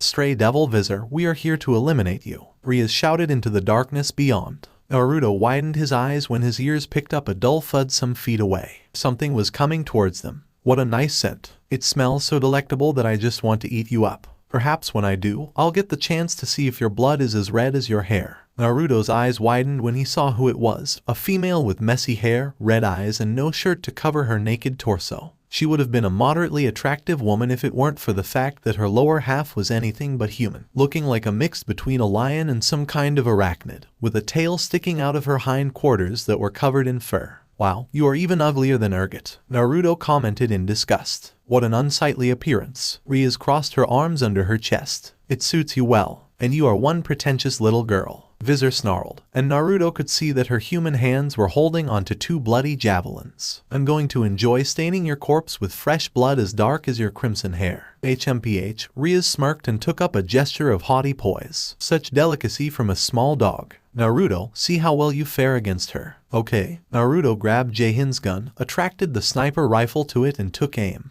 But seriously, with a target this big, there's no need for him to aim. He just wanted to see just how powerful the full gun was, that's all. Ha, a gun, and not imper. But before she could finish, Naruto had fired the first shot, knocking her down to the ground with a gaping hole on her stomach. Gahhhh. The stray devil cried out in pain, but Naruto didn't let her and continued with the next two shots on her chest and shoulder. Angered, the stray devil charged at them, but Kiba had already darted forward, holding out on either side as his body became nothing more than a blurry streak. Twin swords appeared within his grasp as he reached Visor, slashing and slicing off one of her arms in a spray of blood and flesh. As the rogue devil roared in agony, Rias spoke. Yudo is a knight, and he focuses on incredible speed. So that's why Kiba could move the mouse so fast to dodge every skill shots like he was scripting in League. The handsome Prince of Kua was used to high-speed battle. Die insect, Visor roared as she lifted a foot to squash Kiba flat. The young swordsman did not move an inch as the foot began descending.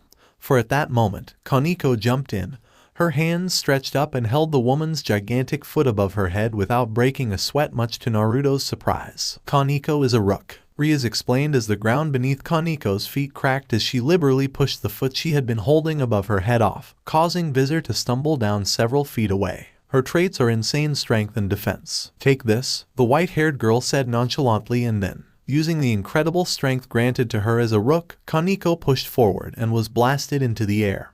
Her left hand clenched into a fist and crashed straight into Visor's underbelly. The power behind her attack had so much force to it that the much larger devil was blown off the ground and launched into the air before descending and crashing straight through a wall. Kaneko clapped the dust off her hands.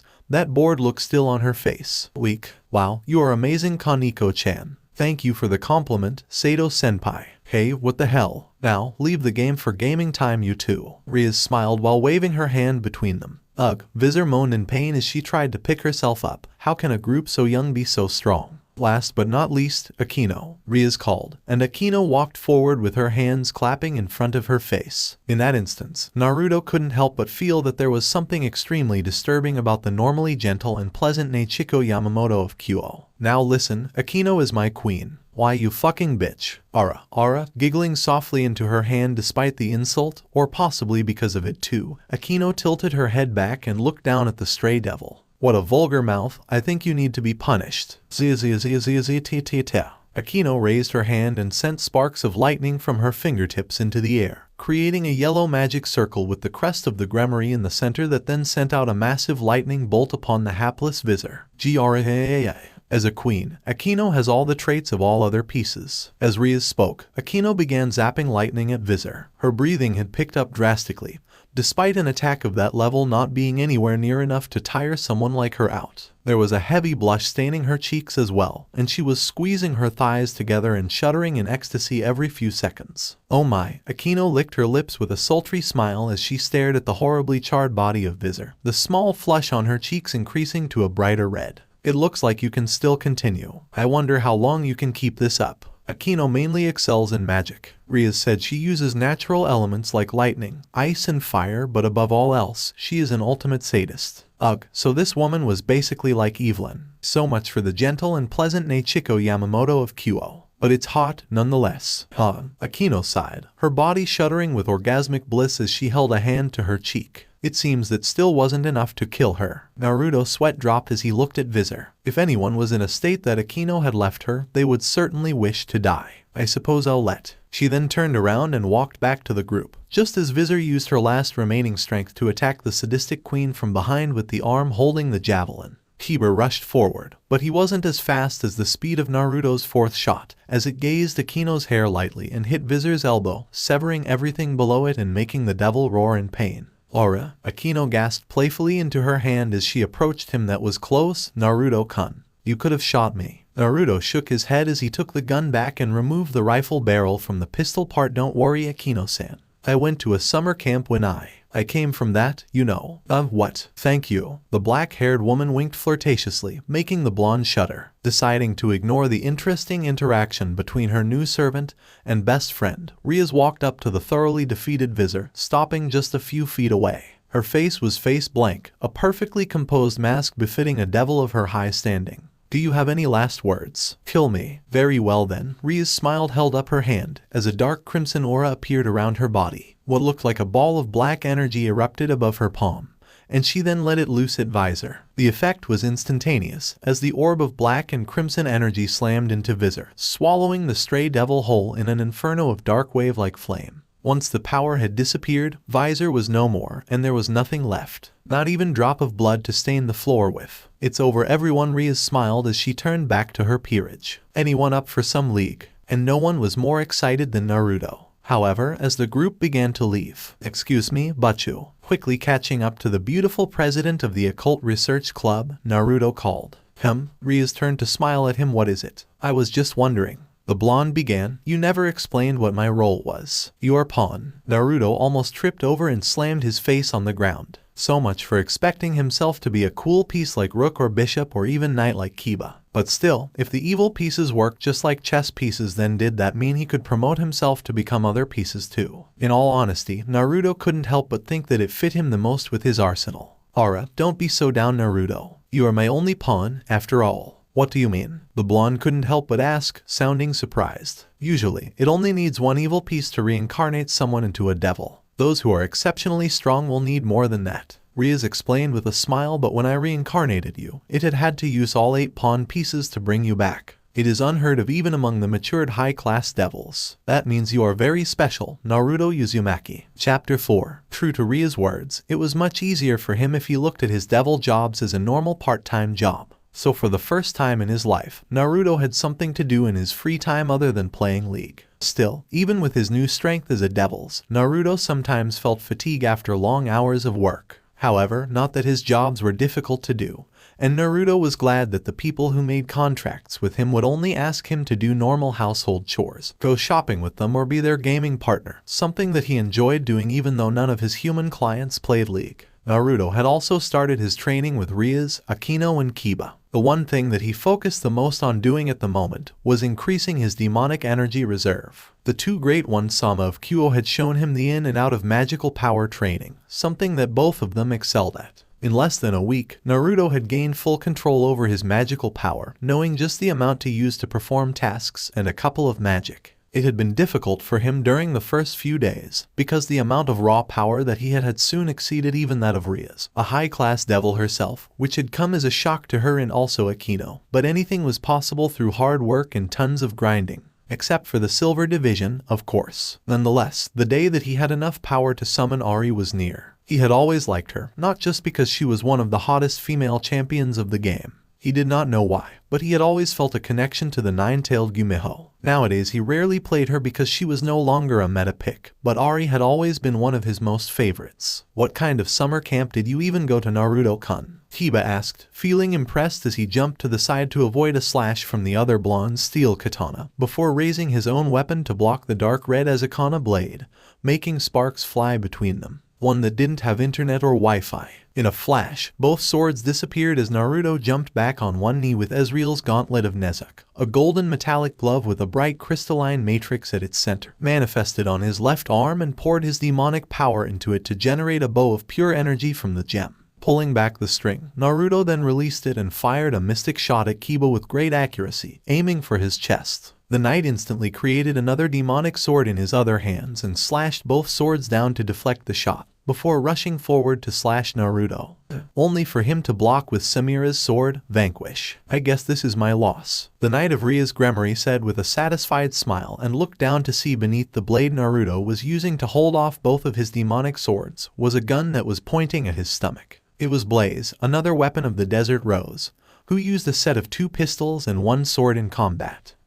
Another RP card in the making. Star Guardian Ari, here I come. Naruto laughed giddily as Kiba made his swords disappear and walked back to Rias, who had been watching the fight from the sideline with her Akino, leaving the other blonde to try out a weapon that he had never used before, a pair of spinning axes that were as tall as the blonde when unfolded. "So how is he doing, Yudo?" Rias couldn't help but ask. She had seen the fight, but she still wanted to hear her opinion. "He's getting even better with his swordsmanship, while his marksmanship is undeniably better than us," Kiba answered as he gratefully accepted a water bottle from Akino. "I believe all that Naruto-kun needs now is improving his decision-making skill. He's very creative with his choices of weapons, but the faster that he can come up with the best combinations to deal with the opponents he's fighting, the better and more advantage he will have in battle." Rias nodded her head in understanding. Even though Naruto had been stuck in bronze for 11 years, the blonde had something that none of them did, and it was a great understanding of League of Legends,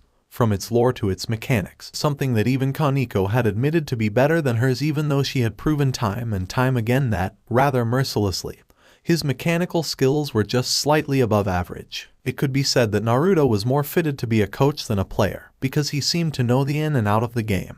However, his understanding of League, its champions and their powers, when combined with his creativity and his Runeterra arsenal, an abnormal and never heard before sacred gear that allowed him to create and use a vast variety of weapons powers from the game, gave him a huge advantage of flexibility in combat. Truly, there was no role better for him than the itself, not to mention his ability to summon living, breathing champions of the game, who without a doubt had the same powers as they did in the game and its lore. Rias had done a ton of research in the game to better understand her and realized that there were champions that were divine entities of the universe of League of Legends. If Naruto could become strong enough to summon just one of them at their full power, then he could change not just the outcome of the battle but the world itself. Rias shuddered when she remembered reading the lore of Aurelian Sol, a dragon that was called Star Forger. Surely there's no way that Naruto could summon an entity like that at its full power, right? "Right, watch out," the crimson-haired princess suddenly heard, before widening her eyes, when saw one of the spinning axes flying toward them. Raising her hand, Rias fired an destructive orb of her demonic power at the weapon and erased it from existence before turning her attention back to Naruto with a stern look on her face and half-lidded eyes, as Akino and Kiba just laughed amusedly at the blonde.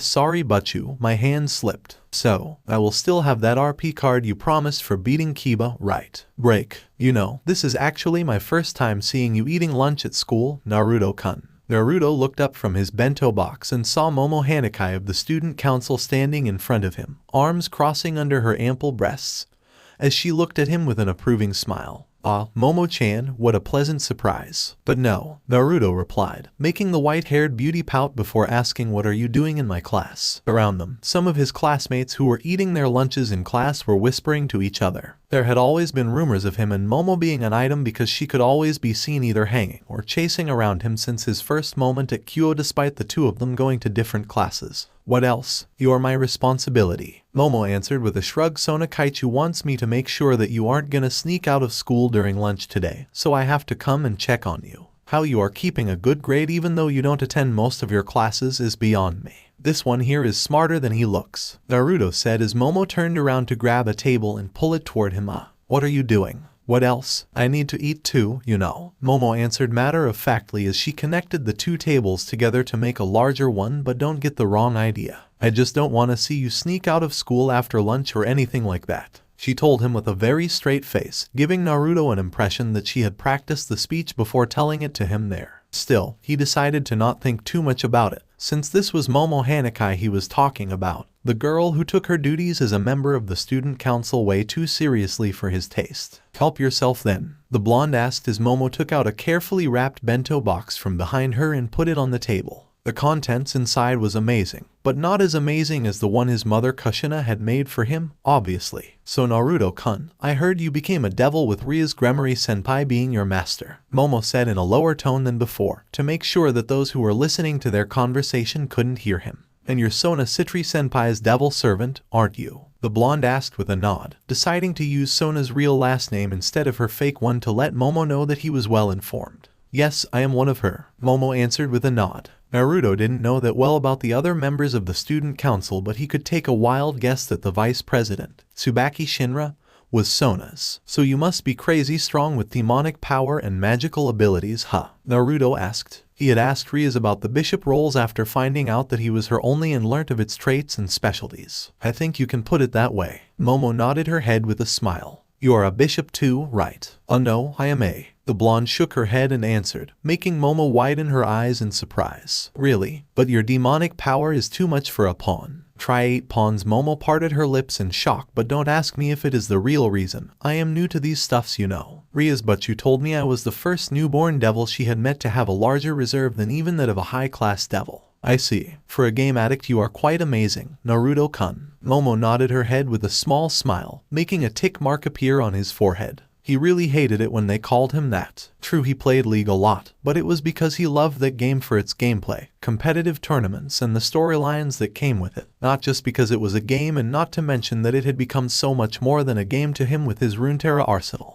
When he thought about it, Naruto couldn't help but wonder if he could summon new champions and its weapons when they were released, and if his arsenal were really limited by the developers at Riot Games. Rias had deducted that his sacred gear was a creation type and worked on a subconscious level, limited by his knowledge of the game alone. For example, as long as he knew a weapon could do something subconsciously, then when he wielded it in the real world it would have that power, even though when he recalled it in his mind he didn't think about what powers it would have. Unlike how Kiba created his swords of different demonic abilities with his sacred gear sword birth. It was also worth noting that his sacred gear could not be used to create any weapons outside of the world of League of Legends. Naruto had tried a couple of times to create weapons of different games as well as weapons of his own imagination, but nothing seemed to work. It was what that made his Runeterra arsenal so strange, different and unique, but that the blonde had any complaint. It was after school that Naruto couldn't decide whether or not he should just go home and train on his demonic power control on himself a bit more, or head to the internet cafe to play some League. Sure, he had a PC at home, but playing at home he also needed to watch out for his mother, who disapproved of him spending too much time on the online game. Nevertheless, he still needed to go there to buy a RP card with the money Rias had rewarded him. When Naruto took a left turn at a crossroad, a white veil suddenly flew into his face. Pulling the piece of cloth off of his face, Naruto then saw a girl running towards him while pulling a luggage that was even larger than her, with her legs shaking a little due to the weight of it. Looking around, 15-16 years of age with long blonde hair and green eyes. Her hair flowed all the way down her back, with split bangs over her forehead and a single strand sticking out from the top, sloping backwards. Her attire consisted of a dark teal nun outfit with light blue accents, a brown satchel slung around her hip, and brown boots with black straps in an X-shaped pattern. She also wore a silver cross necklace around her neck, which sent a shiver down his spine when he looked at it. "My veil," the girl cried out in Italian and stopped right in front of him, panting hard. "Here you go, sister." Naruto smiled and answered her. One of the good things of becoming a devil was that he had the power to understand and talk in any language. The girl accepted the veil before gently putting it back on her head and blushing a little. "Next time watch out for the wind, okay? Thank you very much." She smiled innocently, making Naruto smile at the cuteness of her face, and then adjusted the veil on her head. The wind blew a little, making her dress to flip up slightly and reveal pure white panty underneath, making Naruto chuckle lightly at the irony of the situation and his speech. Yep, she should definitely watch out for the wind. But it's not like she seemed to be aware of it. "So, are you a tourist?" Naruto asked the girl with a frown on his face. "No, I've been appointed to the church in this city, but I got lost on my way." She scratched the back of her head while sticking out her tongue cutely. "You must be a resident of this town. It's a pleasure to meet you." She bowed her head to him while smiling at her. "I have been in trouble since I got here. I can't speak Japanese that well. I was lost and other people couldn't understand what I was saying. I am so glad that I'm able to meet you." She held her hands together in front of her chest and looked really depressed. "I think I might know where the church is." Naruto folded his arms across his chest, trying to remember any churches that were located in town, but he couldn't think of any aside from the old, abandoned one that he came across the first day he was here. If he didn't want to help this girl, then he would rather stay away from that church as far as possible. Even though it had been abandoned for months, Rias warned him that places like that could still have some holy power remaining.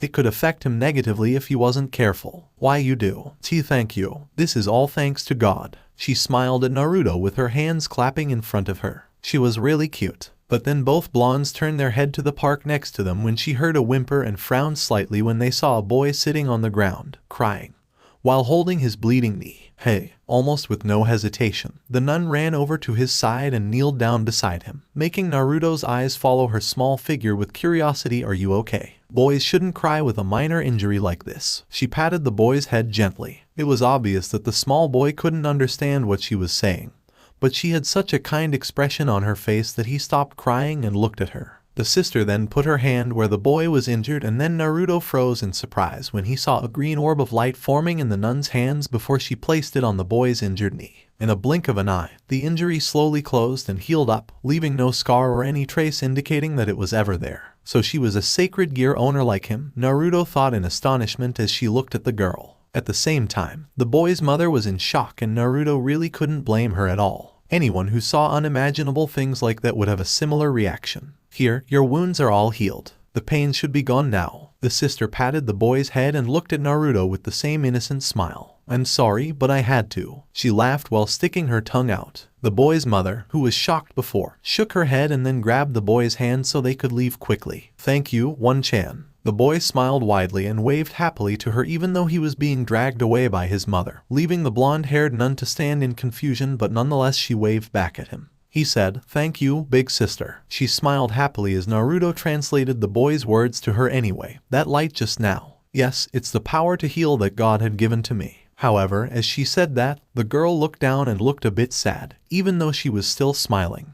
The conversation between the two ended there and they started heading towards the church, with the blonde nun following closely behind him as he pulled her luggage for her. It did not take it long for them to get there, after a few minutes of walking. Naruto then took a second to look at the window, and saw light coming from inside the building, meaning that there were people inside. "Yes, this is the place. I'm so glad." The nun gave a sigh of relief after having compared their location with the map she had. "Then I'll be on my way. Take care, sister." Naruto smiled at her and handed the nun back her luggage. "Please wait." The nun called out to him, making Naruto stop in the mid-step. Turning his head, Naruto looked at the girl and he saw her twiddling her thumbs nervously. "I would like to make you some tea as a gratitude for taking me here."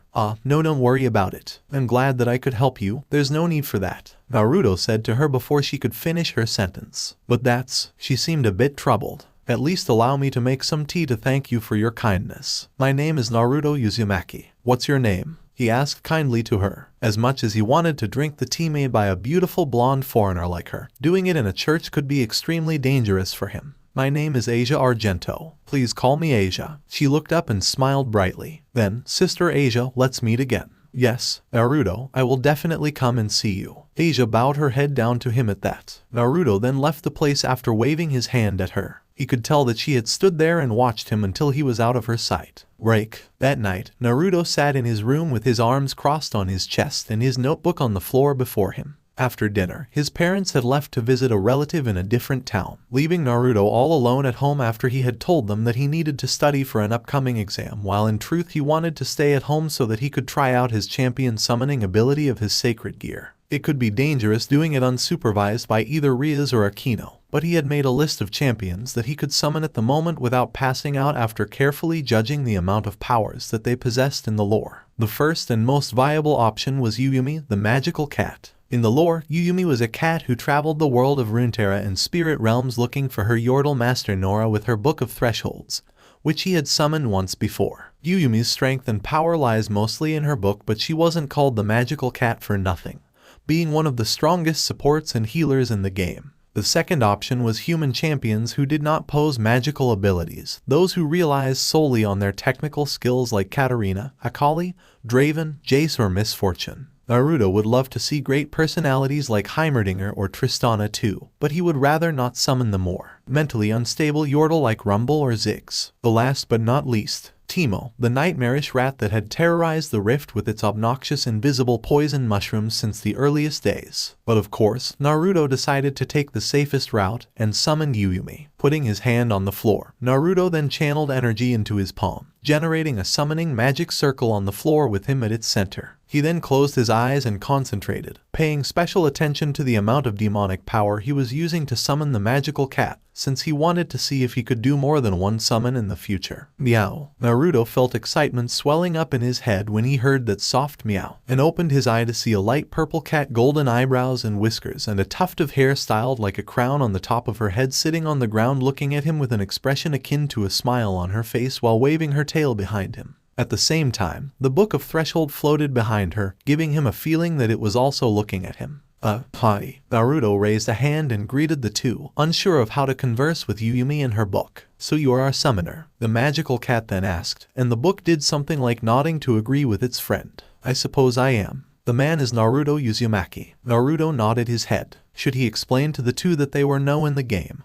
Or was she well aware of that already? I know, and you shall be my new best friend, like me and Book. I'm the brain, you are the brawn, and Book will be Book, Yuyumi declared, and then jumped on the book, sitting there as it hovered closer to him. The magical cat then raised a paw and started listing, my service isn't for free though. I demand a fishy fish dish 3 times per day, and a good chin scratch whenever I feel like it. Whenever we find rats, I call dibs. Or a bug, or a fish. Naruto laughed in amusement. Haha, you're just like Yuyumi in that League of Legends game, right? The coming from a game doesn't mean that I don't like fish, isn't that right, Book? Yuyumi asked, making Naruto drop his jaw in shock before asking him, so do you have any fish? I think my mom left some in the fridge, follow me. Naruto grinned as he stood up and walked out of the room with Yuyumi following him in the air, riding on her book. So you tried to summon Ari last time, didn't you? Yuyumi suddenly asked when he was defrosting a trout in the microwave for her. Wait, you knew? Naruto asked in surprise. How did you know? Ari told me. How did she even tell you? Naruto couldn't help but ask. Was League of Legends so much more than just a game, or did it have something to do with his sacred gear? When I met her on Summoner's Rift yesterday, we were in the same team.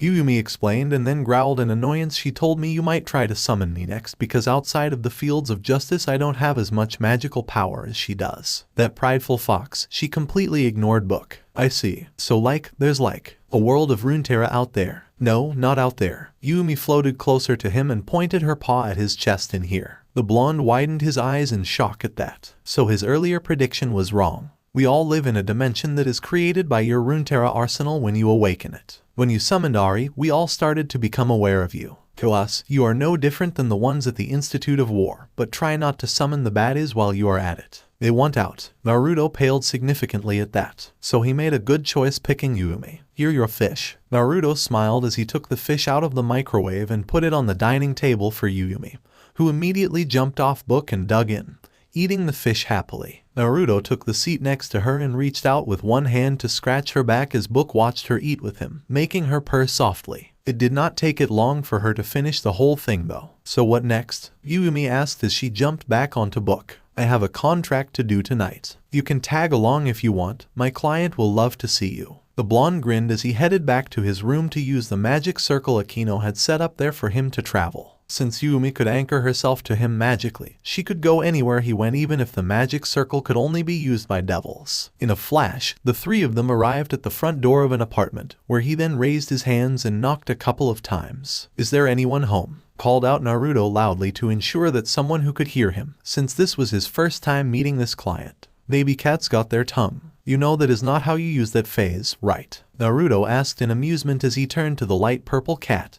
who shrugged with a purr. In the end, no one answered him even though he found out later that the door was unlocked. Having a bad feeling in his gut, Naruto walked into the house to see if anything strange was happening. The blonde followed the dim yellow light on the other end of the house, and he approached the area cautiously. Soon he saw that the light came from several small candles on top of a desk inside the office of the home. If a client was a female who wanted to jump his bone, Naruto wouldn't feel so surprised. However, since his client appeared to be a male, with the shoes that he found at the doorstep, Naruto doubted that was the case. It did not take it long, however, for him to see some liquid on the ground and recognize the smell it was emitting. Is that blood? Yumi voiced out his thoughts as she moved slightly behind him. Naruto nodded in confirmation, as a large area of the hardwood floor was flooded with a pool of blood, and Naruto moved further into the room to find the source of it all. It was a man's dead body, and it was mutilated to the point that it resembled a one that came from a horror movie of butchers and mentally unstable serial killers. Someone had skinned the man whole and parts of his limbs were scattered along the floor like meats. At the same time, his head had been severed and placed on his desk chair. Look was so shocking that it hid itself in an equally terrified Yumi behind Naruto. Did I mention that wherever you go, I go? Just don't go somewhere bad. Yumi asked nervously as she perked her head up from behind his shoulder. Look at that, a talking cat and a shitty devil. Am I in Wonderland? Asked an eerily calm voice from the couch. He had short white hair and red eyes, and the clerical clothing he was wearing made it obvious that he was an exorcist. His enemy so. You two are the devil this guy tried to summon before I killed him. You did this? Naruto asked, narrowing his eyes. The white-haired man chuckled a little crazily, and pulled out a gun and a light blade in his hands. This guy tried to summon an evil bastard like you, so he deserved to die, said the exorcist as he turned to fully face the blonde. But I wanted to have some fun while I was on the job, so I played with his limbs a little. From what I can see here, you are the only evil here, pal. The blonde devil gritted his teeth as he summoned Yon's swords to his hands. My, are you angry that I killed a human when I am supposed to be a priest? Ha, spare me that retarded kindness. The priest said as he waved his weapon around. Listen to me carefully, you are a shitty devil. Devil use humans to survive. Supporting a poor devil like you, they were no longer human and that is the end, and that's why I killed them. I earn my living by killing demons and those who have a contract with demons. This is my job. Now I'm going to stab your heart with this lightsaber, and I'm going to blow your head off with my cool pistol. Man, I'm really going to fall in love with you. And with that, the white-haired priest ran at him and slashed his sword down. But before the light blade could reach him, a large transparent energy shield formed around the blonde, causing the light blade to bounce off harmlessly. Ugh, even a rat like Twitch has a better attitude than you. Yumi hissed from behind Naruto as Book nodded in agreement. Naruto, bite him. As Book carried Yumi back, floating behind him, Naruto shot forward and attacked Freed with both of his blades, forcing Freed back as he tried to block it with his sword. The priest cursed at them and aimed his gun at Yumi, attempting to shoot her down, but the bullet just passed through her harmlessly as she stuck her tongue out to mock him before Naruto slashed his Azakana blade up to sever the priest's gun in half. Before he could even react, Naruto had replaced the mortal blade in his left hand with Samura's pistol, Blaze, and fired 3 bullets into his enemy's stomach, making him cry out in pain and cough blood while stumbling back. The blonde then made both weapons disappear and replaced them with a pair of Akali's kunai before unleashing them at the priest, stabbing into his shoulder and pinning him against the wall next to the body of the human he had killed. GHH. Fuck you, you shitty. Before he could even finish, Naruto had already thrust the barrel of Blaze into his mouth and pulled back the hammer with his thumb. Yumi, you don't have to see this, Naruto said as he glared murderously at the priest's Book. Turn her around. Hey, no, the magical cat complained as Book grabbed her by the crook of her neck and turned her around. Huh? She then made a sound of confusion. I'm sure that but you won't mind if I kill a shitty trash like you. The blonde muttered and was about to pull the trigger when suddenly, please stop, a familiar voice shouted, making Naruto snap his head around and saw the blonde sister he had met earlier today standing in the room with a shocked expression on her face. Asia? He asked in shock. The priest managed to free himself from Naruto by kicking into his stomach and yanking himself off the wall. Heal me, the priest cried out as he crawled over to Asia, grabbing onto the front of her dress. Get away from her. Yumi, Naruto shouted, and Yumi instantly fired a prowling projectile at Freed with an angry meow, blasting him away from Asia and knocking him into the wall of the room. And no, Asia screamed out after seeing the corpse that was nailed to the wall. And no, she whispered with tears falling from her eyes. Her eyes then turned to look at Naruto. Father Freed, Naruto-san, she whispered, looking at him directly. That shit is a devil. But his scream was muffled when Naruto delivered a kick to his mouth, sending him across the room. Shut your mouth, asshole, Naruto growled as he pointed his pistol at Freed Asia. He then turned to the blonde-haired nun, trying to explain it to her. For sure that she was with Freed, but she was an innocent girl with a pure heart. Why she was with someone like him was what he was wondering.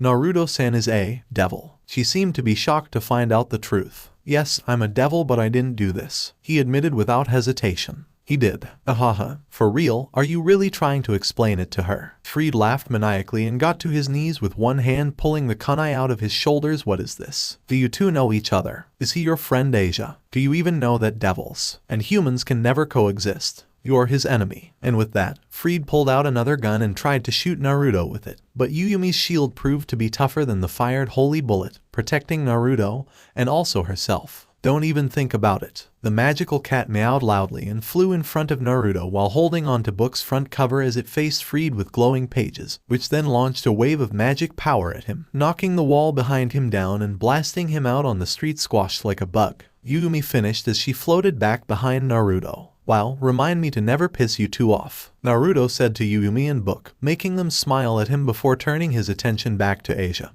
who looked torn between running outside to heal Freed and staying behind with Naruto and his talking cat. Flash. Before either of them could say a word to each other, however, a magic circle that appeared on the floor shone, bearing the crest of the Gremory household. In a flash, Riaz and the rest of her peerage appeared from the teleportation magic circle. Naruto-kun, we have come to rescue. Hiba smiled at the blonde but then frowned when he saw the destruction of the room and Freed crawled onto his hands and knees outside, his whole body covered in blood. Oh wow, I guess you don't need our help then. He smiled while scratching the back of his head. It was then that Riaz and her servants noticed the cat sitting on a book hovering behind Naruto, and widened their eyes in shock as she raised a paw and waved it at them. Yumi, Riaz asked with a surprised smile on her face. The one and only, the magical cat declared before floating over to her. Do you have snacks or fish? Kaneko, who was looking at Yumi with sparkles of excitement in her eyes, instantly pulled out a bag of potato chips from her skirt pocket and showed it to Yumi. I can share, she said in her usual monotone that barely hid her excitement. Awesome, Yumi cheered as she jumped onto Kaneko's head. I like you hair clips. Thank you. TCH, what do we even have here? Freed growled as he looked at them from outside the house. More shitty devils. What are you guys? Devil Squadron? The Devil Rangers? What a vulgar mouth. It's hard to believe you are a priest. Oh, that's why you are a stray exorcist, right? Riaz said simply with a flick to her hair. Naruto, are you injured? The crimson-haired young woman asked in concern. As she looked at Naruto and checked for any injuries, she found none. I'm alright, but you. I got Yumi with me, don't worry. Naruto smiled and shook his head. As expected from my one and only pawn, Riaz said with a satisfied smile before turning to Freed with a mock on her face, who fell on his face and looked like he was about to pass out from losing too much blood. Naruto found it actually hard to believe he could still stay awake after being hit with all that. A normal human would have died from the bullets that he had put through his stomach alone. Looks like you have been looking after my cute servant, Priest-san. Fuck you and your shitty servants then. With that scream, Freed pulled out a grenade and threw it at them. Sitting on top of Kaneko's head, Yumi then raised her tail and shot a beam of magic at it in midair, causing it to explode and reveal itself to be a light grenade. Riaz, who had fully prepared for it, raised her hands and created a shield of her own demonic power to protect herself and her servants. Once the light had died down, Freed was gone. The trail of his blood that he left behind indicated that he had gotten away. But there seems to be a number of fallen angels heading to this house. Akino informed them, rather distastefully, something that Naruto couldn't help but notice. Rias then gave another stare at the priest before telling her queen, Akino, we will return to our headquarters. Prepare for teleportation. Yes, Akino nodded her head and started to cast a spell as soon as Rias urged her to. Realizing that he was about to leave, Naruto looked at Asia. Bachu, we are taking Asia with us as well. Naruto said it to his master very clearly. It's impossible. Only devils can use the magic circle to transport. Also, this magic circle can only teleport me and my servants. Rias shook her head and replied to him. Then I will. Naruto was about to ask Yumi and Book if the two could help them with their realm traveling power, but a light tug on his sleeve stopped him and made him turn his head over to look at the blonde nun Asia. Don't worry Naruto-san, I will be alright. Go with your friends, she said with a soft smile. But, let's meet again. He wanted to argue more, but before he could do that, Akino finished casting the spell and the magic circle on the floor started to glow again.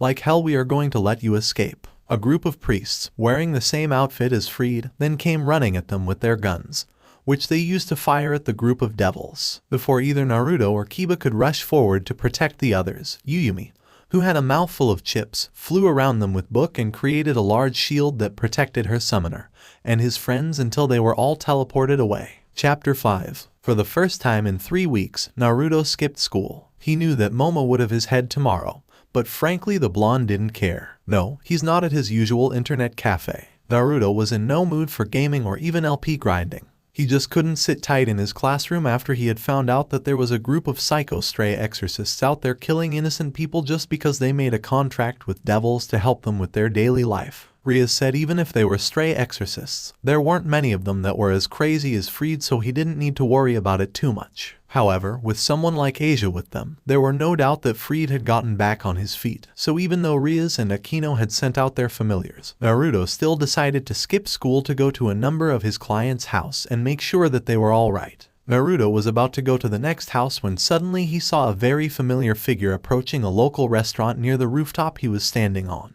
Smiling in relief, Naruto then jumped down and landed behind her. Since he was still nowhere near as skilled as Kiba, his landing was rather violent and made a loud noise, making Asia flinch and turn around to look at him, a surprised look on her face before it was turned into a smile of relief like his. Naruto-san. Hey there, Asia. Break.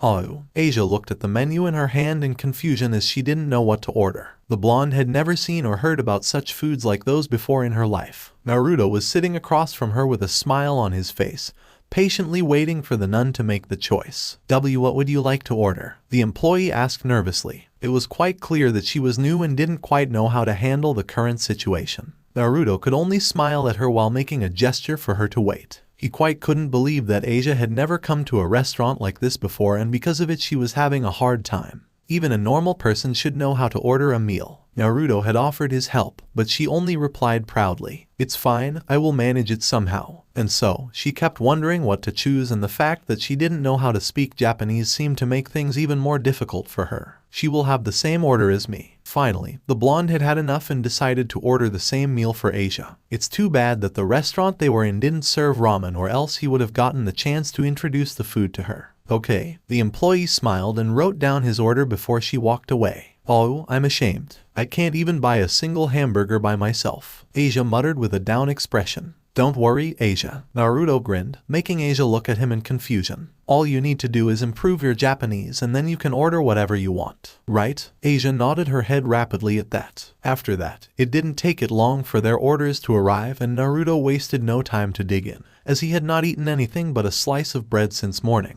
After the first bite, Naruto was about to go for another one but stopped when he noticed Asia wasn't eating her hamburger at all, but rather, she was taking a very good look between it and him with a thoughtful expression. Here, Naruto said as he put his burger down. He could tell that Asia just didn't know how to eat her food. Reaching forward, the blonde then picked up her burger and started unwrapping the cover for her, revealing the delicious-looking contents inside. You can eat it after taking the wrap off like this. No need for a spoon or anything, just use your hands. There's actually a way to eat like that. Amazing. Naruto nodded his head as Asia gently took the burger from him. Try it? Why yes. Asia nodded her head and took a small bite of the burger, chewing and tasting it very carefully before saying with a bright expression on her face, delicious. This burger is very delicious. I am glad that you like it. Naruto grinned at Asia, whose eyes were shining with excitement before asking, "You never had a burger before?" Asia shook her head and then answered him, "No. I have seen it often on television, but this is my first time eating it. I'm moved. It's delicious." "Okay, so what do you normally eat?" "Mainly bread and soup. I also eat vegetables and pasta food." "Sounds too healthy." Naruto chuckled while nodding his head. He himself had never been a fan of vegetables of any types, and hated them the most whenever he had to eat them with ramen. "Then eat that burger carefully so you remember the taste."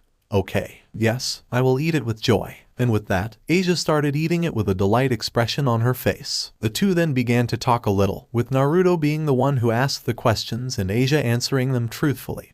Not that she seemed capable of lying. Naruto was relieved to find that the exorcists and fallen angels didn't do anything to her to become friends with a devil like him. However, Asia still had to use her sacred gear to heal Freed. It appeared that Asia's healing power was powerful enough to heal all the bullet wounds and the damages Yuyumi had done on him. All the bullets Naruto had fired at him with Samira's blaze revolver had all gone through his body, so there had been no operation needed to remove them. However, when he had asked why she was out there, Asia said she had time off, but he couldn't just shake off the feeling that she was running away from something. After that, she became a bit depressed, so Naruto decided to think of a way to cheer her up. There was only one decision that he could come to. "Asia, why yes. Have you ever played a game on a PC? I mean on a computer before?" Asia tilted her head to the side cutely for a moment in confusion before answering. I have never tried, but an abbess has taught me how to use a laptop before." "Why do you ask?" "I have decided," Naruto declared with a huge grin on his face. "Today we should forget about everything.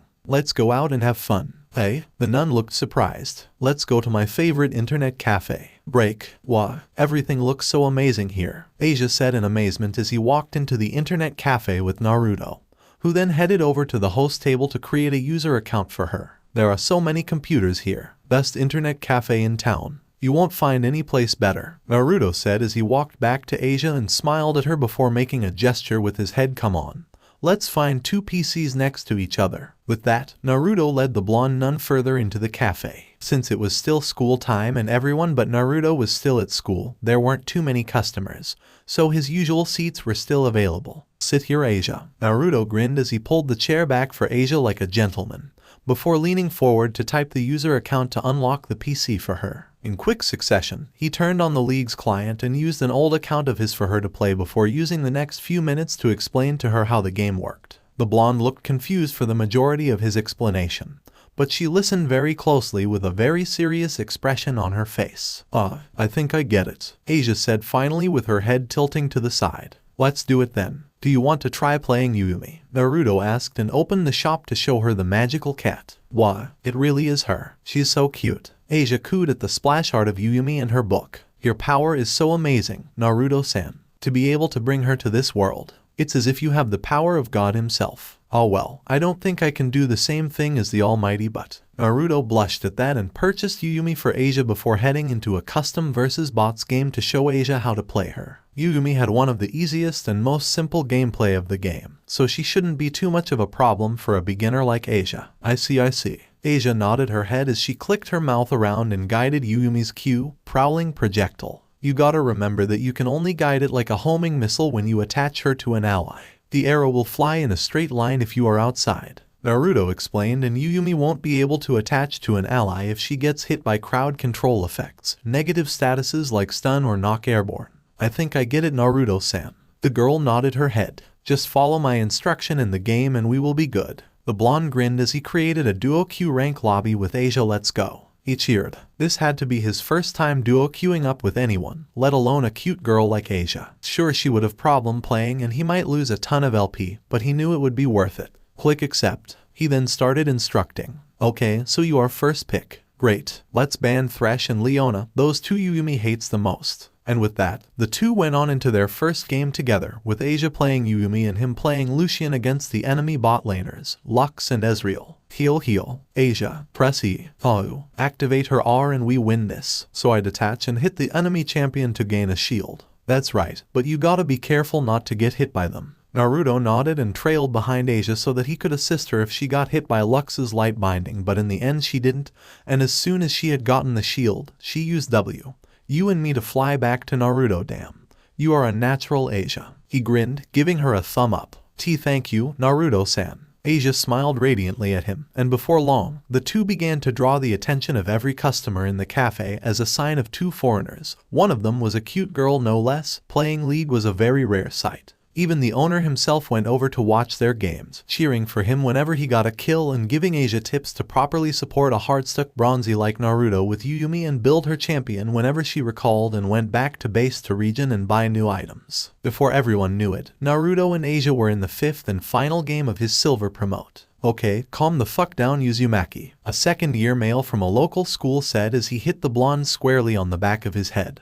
But Naruto didn't even react to it. He was shaking and sweating nervously, even though he had been put in this situation more than 100 times for the past 11 years. Yeah, dude, you can't let the girl carry you. Gotta show her how a man plays his game, another said as he grabbed his shoulder. Yo, don't build Kraken Slayer this game. Zed will one-shot you with just one Q and Ego Immortal Shield Bow or Gale Force. No backseat gaming, let Naruto concentrate. The owner roared. Come on kid, you can do it, and remember plated steel caps is always an option. You're no better than us, Aruka-san, they all said, making the owner's sweat drop before the whole cafe fell into silence. Holy shit, I can't, dude. This is worse than a horror movie, a student said to his friend as Naruto's whole team was wiped out, making them lose the Baron. The current kill scoreboard was 32-45 in favor of the enemy blue team. Red team was down 3 towers, but they had 3 drakes and an incoming Inferno Soul if they could secure the last dragon. Naruto had a KDA of 10-5-12 as Kaisa, while Asia, who was playing Seraphine because Yumi had been banned, had tears in her eyes. She didn't fully understand the game yet, but she could tell how important it was by feeling the tension and pressure from everyone around her, and it made her extremely nervous. Her KDA wasn't making her feel any better also, as she had died a total of 12 times and only 10 assists. If Asia-chan can hit a 5-man R and his team can secure the final Inferno Drake, then they should win. Right. It all came down to a fight in the Dragon Pit, with minions in top and mid pushing for the red team. Asia was spasming her abilities so that she could use her empowered W surround sound to shield and heal Naruto's Kaisa and her teammates as the enemy Jace continuously poked them down with his shock blasts. As the Inferno Drake was initiated by the enemy jungler, Lee Sin, and was hammered down by the rest of his team at a rapid pace. Naruto waited patiently for the dragon's health to drop below 1000, and fired a Void Seeker blast into the pit at the same time his jungler, Jarvan IV, went in with a combo of Damatian Standard and Dragon Strike. The two junglers smite the dragon almost at the same time.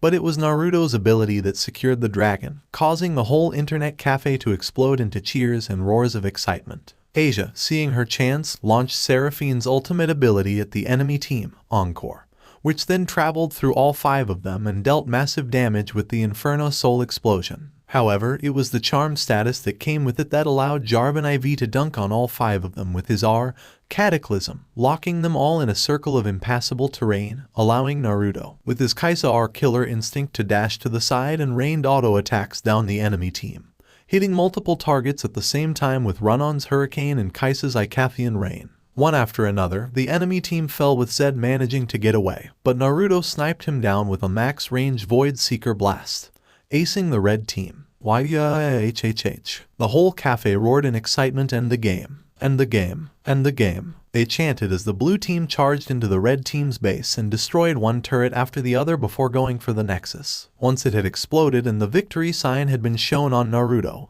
and Asia's screens, the whole internet cafe cheered once again. History in the making. Guess we can't call him Bronze Eye Gatekeeper now, can we? We won, Naruto asked, more to himself than to anyone as several hands grabbed onto his shoulders. I'm silver now. Before he could even do anything, the blonde was removed from his chair and tossed into the air by a group of fellow high school students. Asia, who removed her headphones and put it down gently on the table, had a smile on her face as she turned and looked at Naruto. Break. Aw, we had a lot of fun today. Yes, we sure did. After the wholesome celebration that Aruka, the cafe owner, had thrown for them, the two of them found themselves walking down the street together, enjoying each other's company with some ice cream. It was already getting dark. Naruto had had so much fun that he didn't notice the time. He just couldn't thank Asia enough for helping him with his promote. League of Legends had always been and would always be a team game, so you really can summon Yumi from the game. Asia suddenly asked, a smile on her face. Not exactly from the game, but from my sacred gear. It's rather complicated, but yeah, you get the idea. Naruto grinned as he explained it to Asia,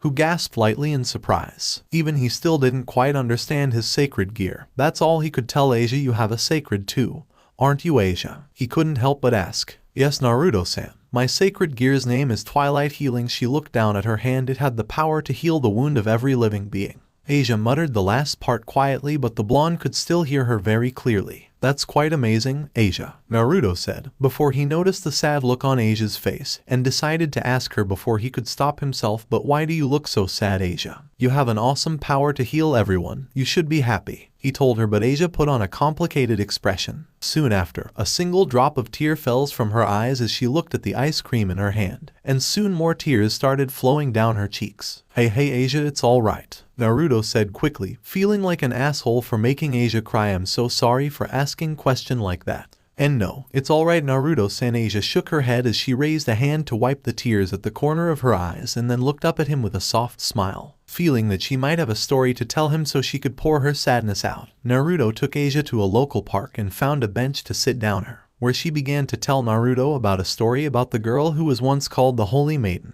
In a certain region in Europe, there was a girl who was discarded by her parents. She was raised in a church nearby by a nun along with other orphans. The girl, who was a strong follower of the church, awakened a special power at the age of 8. She used her power to heal a wounded puppy, and a person from the Catholic Church witnessed it by chance. From there on, her life changed. The girl was taken to the main Catholic Church, and she was symbolized by many as a holy maiden because of her healing power. She used her power to heal many believers, and they were told it was a power of divine protection, a power that was only meant for them. Rumors brought rumors, and she was respected as a holy maiden. Even without her approval, she had no dissatisfaction for how she was treated. People from the church were kind, and she didn't hate healing people. She was happy that her power could be of use. The girl was thankful to her power, which was bestowed to her by God. But she always felt a bit lonely. She didn't have any friends she could open up to. Everyone treated her nicely and was nice to her, but there were no one that were willing to become her friend. She understood why. She knew that they were looking at her power as something irregular. They didn't look at her as a human, but as a creature, an instrument that could heal humans. But one day, it changed. By coincidence, there was a devil nearby, and she healed him. A wounded devil, and the girl, pure at heart, couldn't ignore him. She thought that even if it was a devil, she had to heal them because he was injured.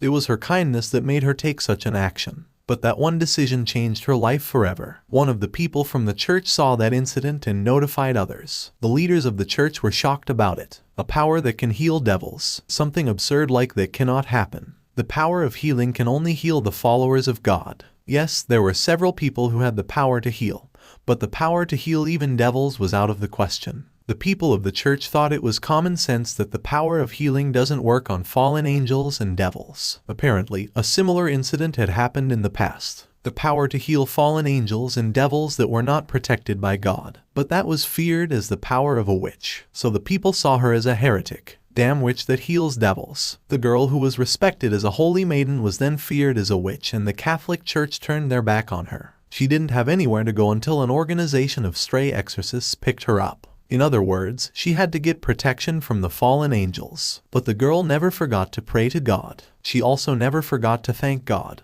But even so, the girl was abandoned. God didn't save her. What shocked her the most was that there was not even a single person in the church that was willing to defend her. In the end, there was no one who cared about her. As Naruto listened to Asia's story, he had an expression of shock that then became anger. His hands balling into fists so hard that his nails was cutting into his flesh and drawing blood from it. Those people, how could they do that to a girl like Asia, who had done nothing wrong? She had only done what they all had taught her to, and that had been showing her kindness to others, even if it was a devil. Naruto had never felt such anger in his life. I think it's because I didn't pray enough. It's because I'm clumsy. I'm so stupid that I can't even eat a burger by myself, or know how to play my role properly in a game. Asia wiped her eyes as more tears were falling down her eyes while laughing softly. This is also a trial that the Lord gave me. Since I'm a clumsy nun, the Lord gave me this trial, so I have to endure it, Asia said, more to herself than to Naruto as she then looked up and stared at the sky above her. I'm sure I will make lots of friends one day. I have a dream. I want to go buy flowers with a friend, buying books and playing games together. And Asia trailed off as she turned her eyes back to Naruto before her nose catching the familiar scent of blood, and looked further down to see it dripping down from his hands and gasped in shock. Naruto-san, Your hands. Asia quickly took it and used her power. A green light appeared around it and the wound where his nails had caused slowly healed up. Asia, you want to make a lot of friends, don't you? Naruto asked before smiling brightly. Would you like to become friends with me? Asia sat there, looking puzzled. Why? Why do you want to make friends with someone like me? Why not? We talked, right? We played League with each other all day, right? We had so much fun together. If that doesn't make us friends, what will? Is this a pact with the devil? It's not. Asia and I are going to become friends with each other. We will talk when we want to, we will play when we want to, and yeah, I will also go shopping with you. Whether it's books or flowers, we will go shopping as much as you want. Okay, it was the first time he had ever said anything like that, so he didn't know if he was saying the right thing or not. Still, those were words that came from the bottom of his heart. If that was what he could do to help this girl, then he would gladly befriend Asia and protect her with his life, just like he would with any of his friends, his master. Asia had both of her hands over her mouth and once again started to cry. Although this time, it wasn't the tears of sadness. But Naruto-san, I have no common sense. You can learn by living in this city. If you go around looking and talking to different people, then you will know eventually. I can't speak Japanese. I also don't know about its culture. I will teach you. Leave it to me, he said determinedly. I also don't know what to talk about with you. We can talk about League. I will teach you to play it fully later if you want, and then we can talk about the game all the time. There are so many interesting things about it, so we will never get bored of it. He grinned. So will you become my friend? She nodded her head repeatedly. Then, let's get along from now on, Asia. Asia's face then broke out in a beautiful smile as she held tightly onto his hand, touched by his words. Everything was going to be all right now. She didn't care about that incident anymore,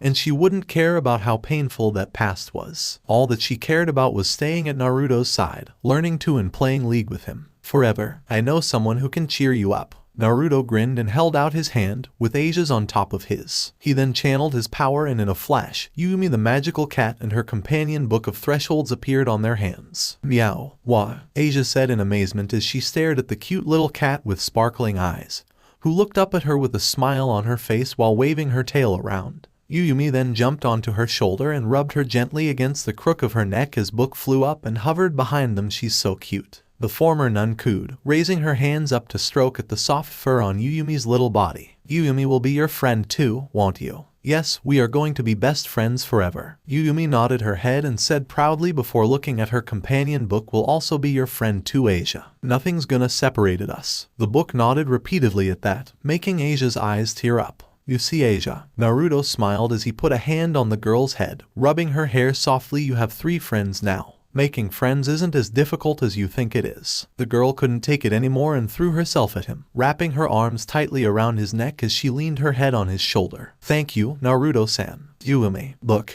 Asia cried softly as Naruto returned her affection by wrapping his own hands around her, allowing the magical cat to nudge herself closer and join in with them. Thank you. Naruto knew at that moment, one of his goals in life was to protect Asia and her dream. What a heartwarming scene. But no, it's impossible. There was a voice and instantly Naruto whirled around with Samira's revolver, Blaze, in his hand, having felt a presence behind the moment they said the first word. A black winged figure standing in the middle of the air lowered down before them with her arms crossed, and he instantly recognized her as the woman who killed him and his classmate Issei Hayao. The night Riz revived him as her servant. Rainer-sama, said Asia with a shocked look on her face.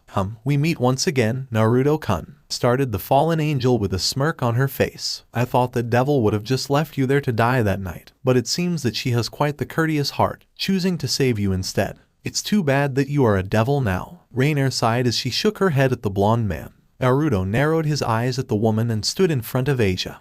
You said it like it's a bad thing, Naruto said as he pushed Asia back behind him. That made us enemies, you know. Rainer replied with a soft chuckle, and when an enemy is standing in the way between me and something I want, I will have no choice but to eliminate them. A light spear appeared in her hand as she then turned her attention over to Asia. Asia, it's time to go back. Come to me. Asia held her hands to her chest as she spoke up from behind Naruto. I will not go back with you. I will never work for you people again. Rainer shrugged as she let out another sigh. I assumed as much. A kind and loving girl like you will never willingly work for something like us. She then turned her attention over to Naruto and asked him, give me Asia, Naruto-kun. I don't want to kill you again, but if you continue to stand in between me and my goal, I will have to force my hand. You know, I was told something similar continuously for the past 11 years, Naruto said, smirking as he summoned Yon's mortal steel katana in his other hand. So I am used to people threatening me with something far worse than death. If you want me to stay out of your way, then you will have to try better than that. So be it then, Rainer said and threw the light spear at Naruto,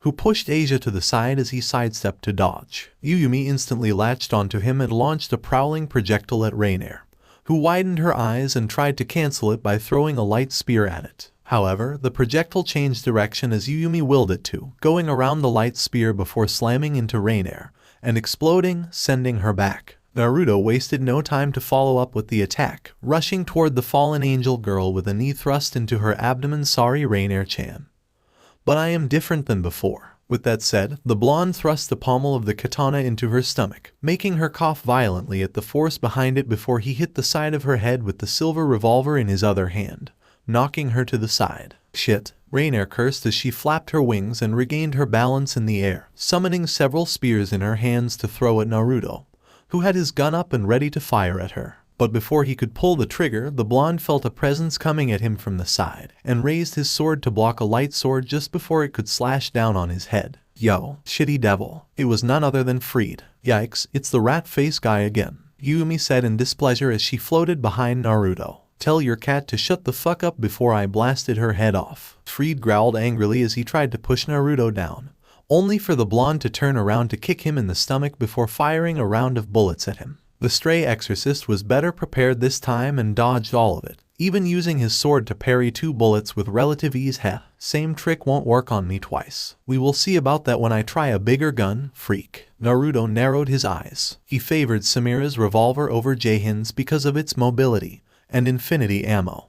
But of course Blaze paled in comparison when compared with other guns he could summon in terms of firepower. More or less it was just a bit stronger than a normal gun, while Jaehyun's pistol had the power of anti-tank high-caliber sniper rifle. Freed, what are you doing here? Rainer asked, but before the mentally unstable stray exorcist could answer her question, several more black-winged figures appeared around them with men dressing in robes similar to Freed, making Naruto sweat nervously. They really had him outnumbered now. Kala, I have a feeling that this troublesome little devil who defeated Freed last time will show up, so we all came to your aid, Rainer, the fallen angel named Kala Warner said. She was a tall and buxom woman with brown eyes and long, navy blue hair that obscured her right eye. Her attire consisted of a maroon, trench coat-like top with a wide collar, a matching miniskirt, and black-heeled shoes. The trench coat top was open at her chest, giving view to her breasts and cleavage. She also wore a gold necklace around her neck. Also, my name is heard by the Almighties. I feel flattered,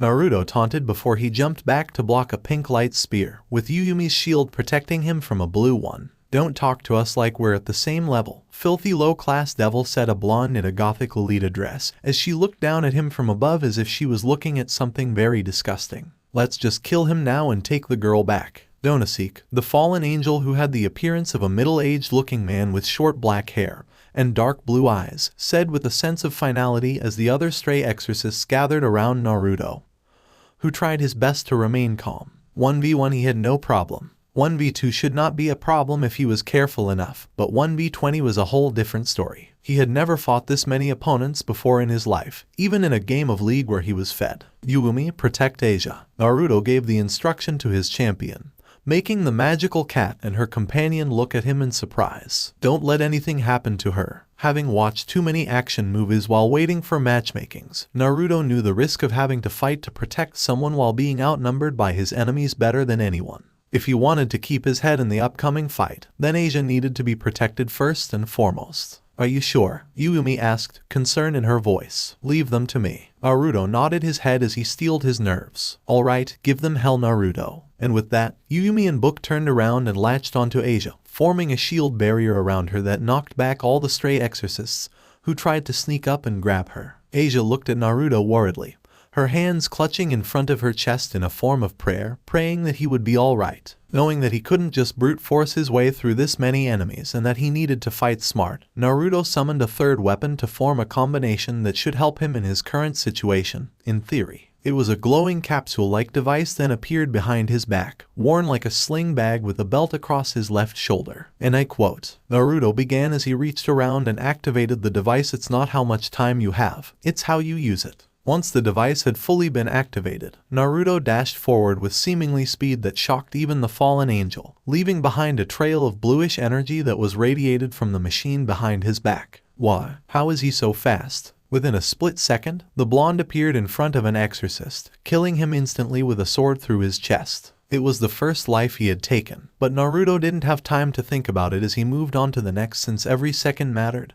dodging and sidestepping repeatedly to avoid barrages of bullets that were fired at him from every direction. However, since there were just so many of them, Naruto had no choice but to take the least damage route, forcing himself to take a couple of bullets to the chest and thighs before he was able to stab his sword into a stray exorcist and blast the one next to him in the face with the revolver. "No!" Asia cried out in horror with her hands covering her mouth as she looked at all the blood on Naruto as he collapsed on one knee, feeling the bullets with holy power sear into his demonic flesh. Before she could run over to her friend to help him, however, Naruto slammed his hand into a large button on the device behind his back. The world shattered around him and he was wrenched backward through swirling particles of time, standing where he had been 3 seconds ago without even a single bullet wound on his body. Holy shit, that feels weird. However, the blonde didn't even have time to feel the excitement of using Echo's chronobreak for the first time, as the fallen angels, finally realizing how dangerous he was, decided to partake in the fight. "It's the device on his back. Destroy it." Donaseek cried out as he threw a spear at Naruto, forcing the blonde to dash to the side before he suddenly disappeared and reappeared in front of him, slashing the male fallen angel in the chest, giving him just enough time to move his body back to avoid being cleaved in two with just a cut on his chest. Middle used that opportunity to attack him from behind, but Naruto rewinded himself back in present time again, appearing on the ground with his grenade in hand.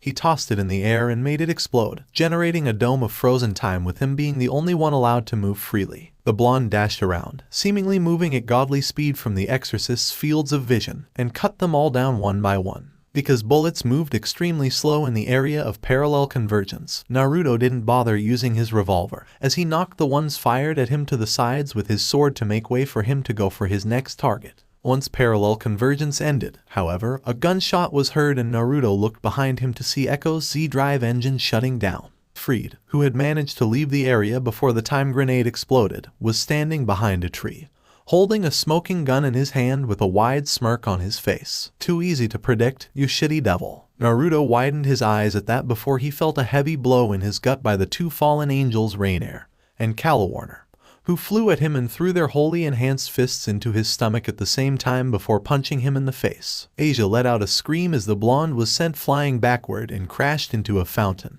breaking the top portion before falling down. Asia looked terrified as she quickly ran over to Naruto and started to heal him as much as she could. "Are you okay, Naruto-san?" asked the girl desperately as Yumi went over to him and started healing him as well, accelerating his recovery even further. Naruto grunted and coughed a mouthful of blood as he nodded and forced himself on his hands and knees. "Yeah, I can still fight." Rainier created another spear of holy light in her hands and said, "Asia, if you want the devil friend of you to live, then come back to me right now. You do realize that I would rather die than letting you take her, right?" Naruto growled as he glared at Rainier, her fallen angel's companions and the surviving stray exorcists after that overwhelming assault of his. They had looked at him with different eyes now. There's no way that he could pull a trick like that again without a miracle. A miracle. No matter how he looked at it, he was outnumbered, outgunned, out everything. Even with Yumi assisting him, it would still be extremely difficult for the two of them to fight against so many opponents. If only he could even the odd.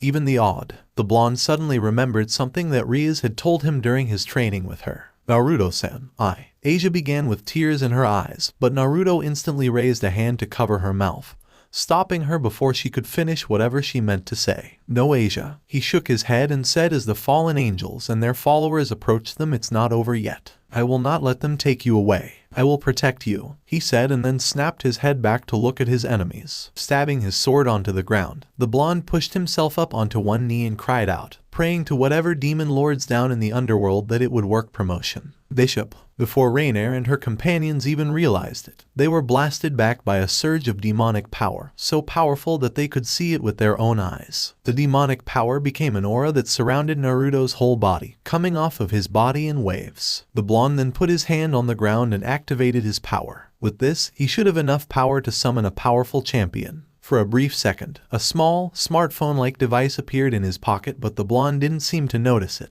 Please let this work. Naruto prayed as he concentrated on the champion he wished to summon come. In a flash, a man with wild red hair appeared, dressed in a dark purple coat with wild dark fur trimming lining the hood, exposing his muscular torso, and white pants with brown boots. The most noticeable features about him, however, were a pair of metallic combat bracers that he wore around his arm, and the overwhelming presence of a fighter that he was radiating even as he stood there and did nothing. Rainier and her companions stepped back nervously at the sight of the man, who merely stood there with a bored expression on his face as he cracked his neck around before turning his body around to look at Naruto and Asia, with Yuyumi the magical cat at their side. Just the sight of a cat standing on a hovering book alone was more than enough for the boss to know which one was his summoner.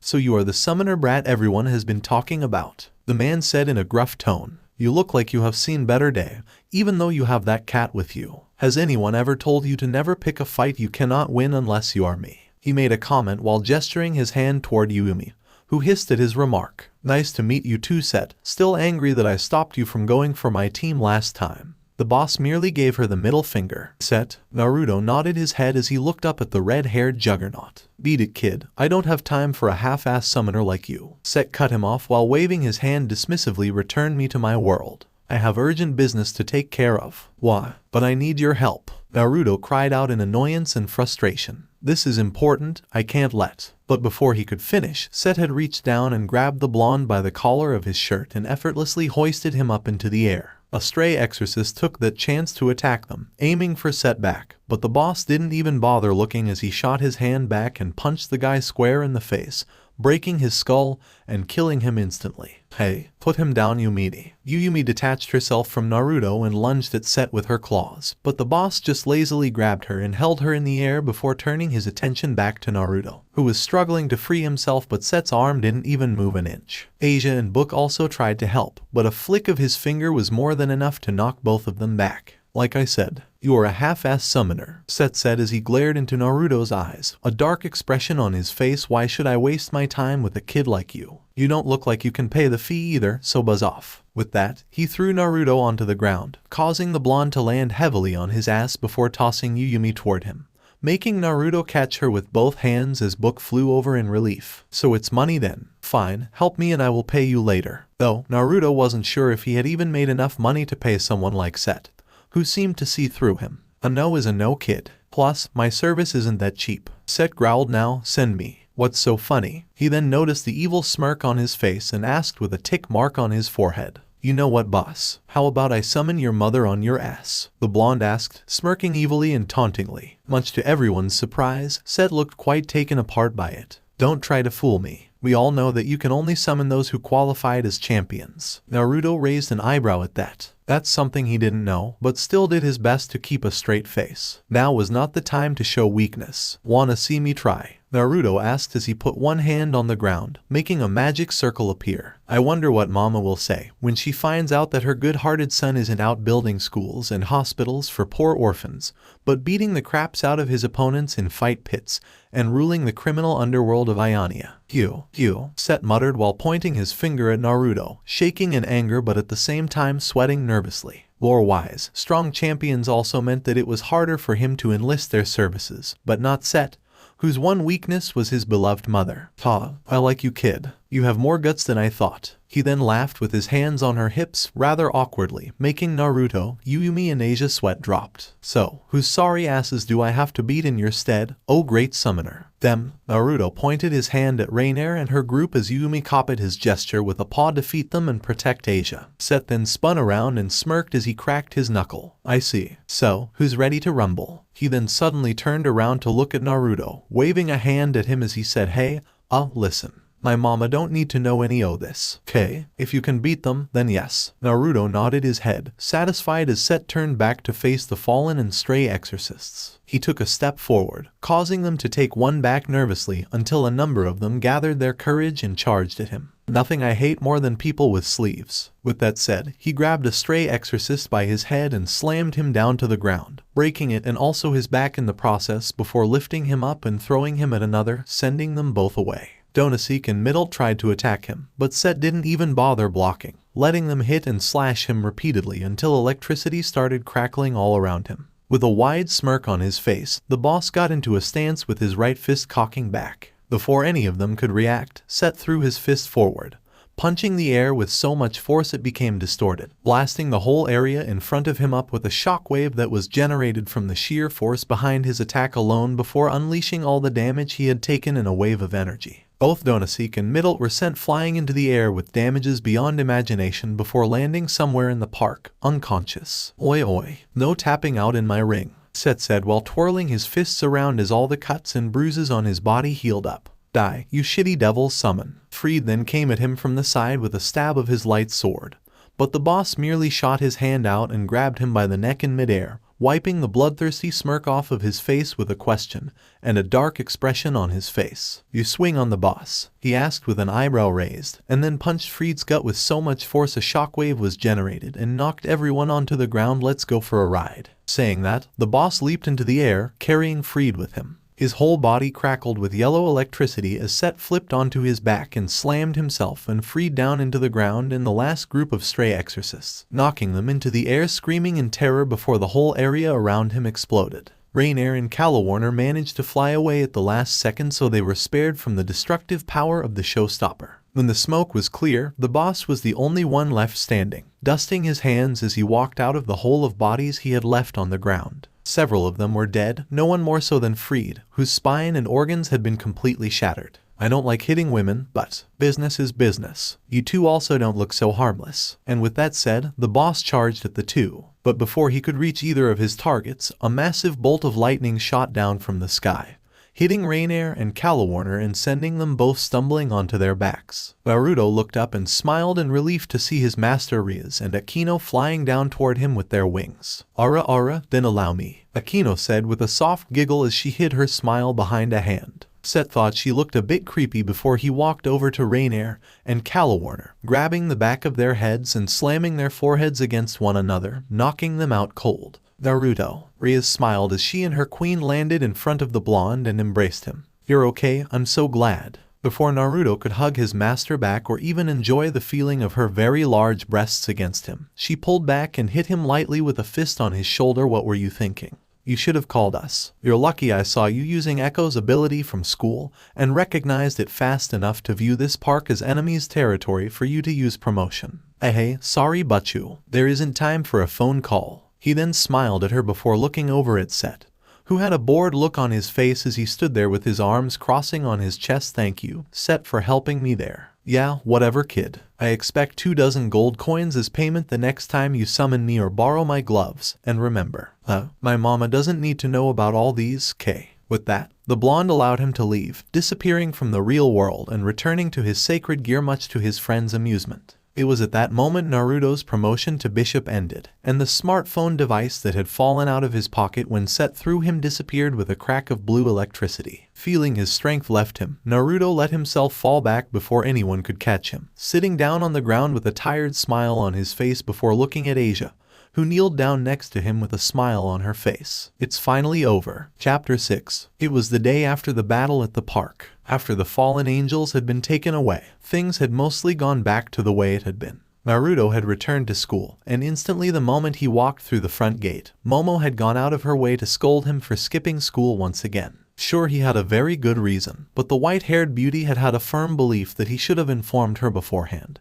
And the fact that he had ended up at the internet cafe for half a day with Asia really didn't help him much. Now the scolding was not the problem. The problem was having to sit in Caesar for several minutes, and by the time Momo had finished, Naruto's knees hurt and both his legs had become very weak. Not to mention that every single girl had been looking at them in amusement, with the exception of a few, and every guy looked ready to string him up, just because he was getting scolded by the #1 second-year beauty Momo Hanakai. Once the final bell rang, he had grabbed his stuffs and hoofed it out of the classroom and down to the clubroom. By the time he had reached the old school building, he was worn out. But when he walked into the Occult Research Club clubroom and saw Asia Argento sitting there, wearing the Kyo Academy girl's uniform, albeit with a black sweater vest over her dress shirt in place of the cape and corset, and smiling at him radiantly when he entered, all tiredness seemed to leave him. Everyone, let's welcome Asia to our group. Riaz finally introduced as she smiled at Asia as the two of them stood in front of the other members of her peerage, with Naruto sitting next to Kaneko who had Yumi napping on her lap.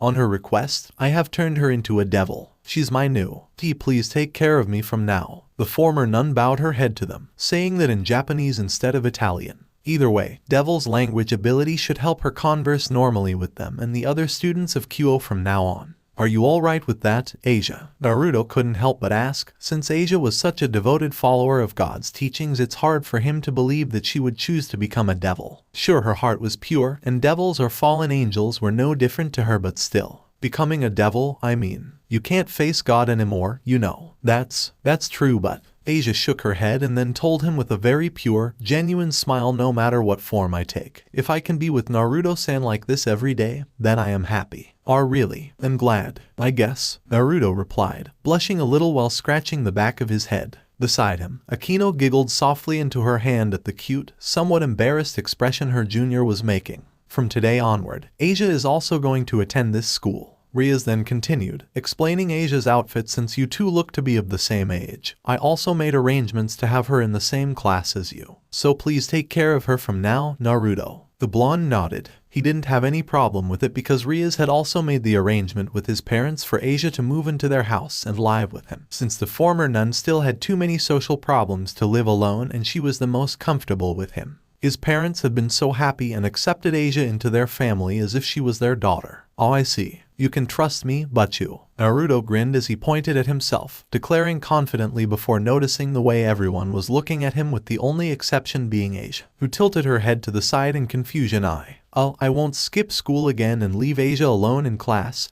Promise. I will put my trust in you this time, Naruto. Rias smiled before she snapped her fingers, making a big cake appear on the table along with several boxes on the floor. Alright, since we got new members, I made a cake for us to celebrate. Let's eat together. Yeah. The Occult Research Club cheered, along with Yuyumi, who had woken up from her nap. Naruto then picked up a plate before taking a closer look at the boxes around the table, widening his eyes in surprise when he saw the leaf-like swirl logo of his father Computer's company on the side of each box. But you, what are these? He couldn't help but ask. Oh, these are something that I have purchased this morning from your father's company, Rias said, and kneeled down on the wooden floor to channel a small amount of her demonic power on her fingertip and use it to cut open the box, revealing the contents inside to be exactly what he had thought they would be. With this, you won't have to skip school anymore, and we can play League with you whenever we don't have class, Rias explained, as she showed Naruto all the computer components inside to make an expensive, highest quality gaming PC. But you, Naruto felt his eyes tear up as he looked at the beautiful young woman who had become his master. Thank you, you're the best. Before Rias could say anything, Naruto had already thrown himself at her and wrapped his arms around her neck to bring her over in a tight hug, surprising the crimson-haired young woman for a second and making cheeks redden a little before she returned her pawn's affection with a hug of her own,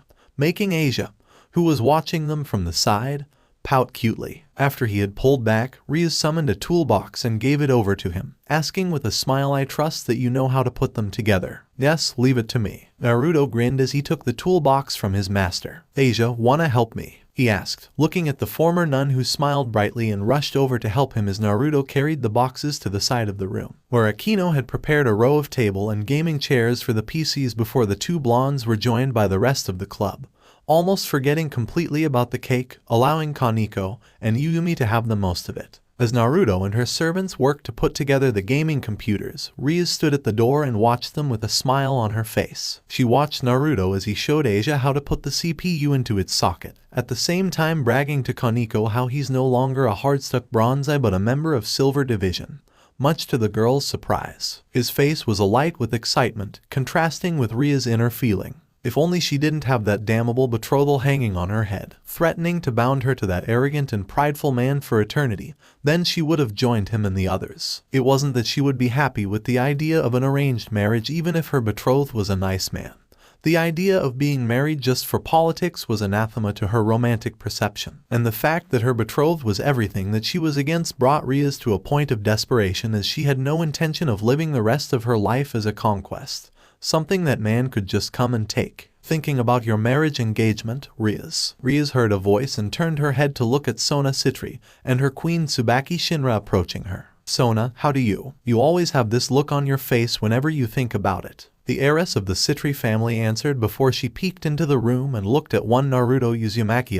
Uzumaki-kun is still at school today. He won't try to skip again. Riaz said with a small smile before she asked. You aren't here just to make sure my isn't skipping, are you? Of course not. I am here to tell you that my sister has decided to give the 4 fallen angels your has captured back to Grigori and let them decide their punishment as an act of goodwill, since it's them who went against their superior's orders to begin with. Riaz nodded her head in understanding. To be honest, she didn't feel surprised Seraphal Leviathan would come to that decision. Still, can't quite believe that Uzumaki-kun is the one who defeated and captured them. He's amazing, Riaz replied with a smile as she looked at Naruto, even more so than Issei Hayaodu-kun. I don't know, but I don't regret making him my servant. Riaz shook her head and answered. Momo told me his demonic power alone has already exceeded your queen, Riaz. Sona suddenly pointed out, but Riaz showed no sign of surprise. It was something she and Akino had noticed during his training even now, while doing no training or fighting.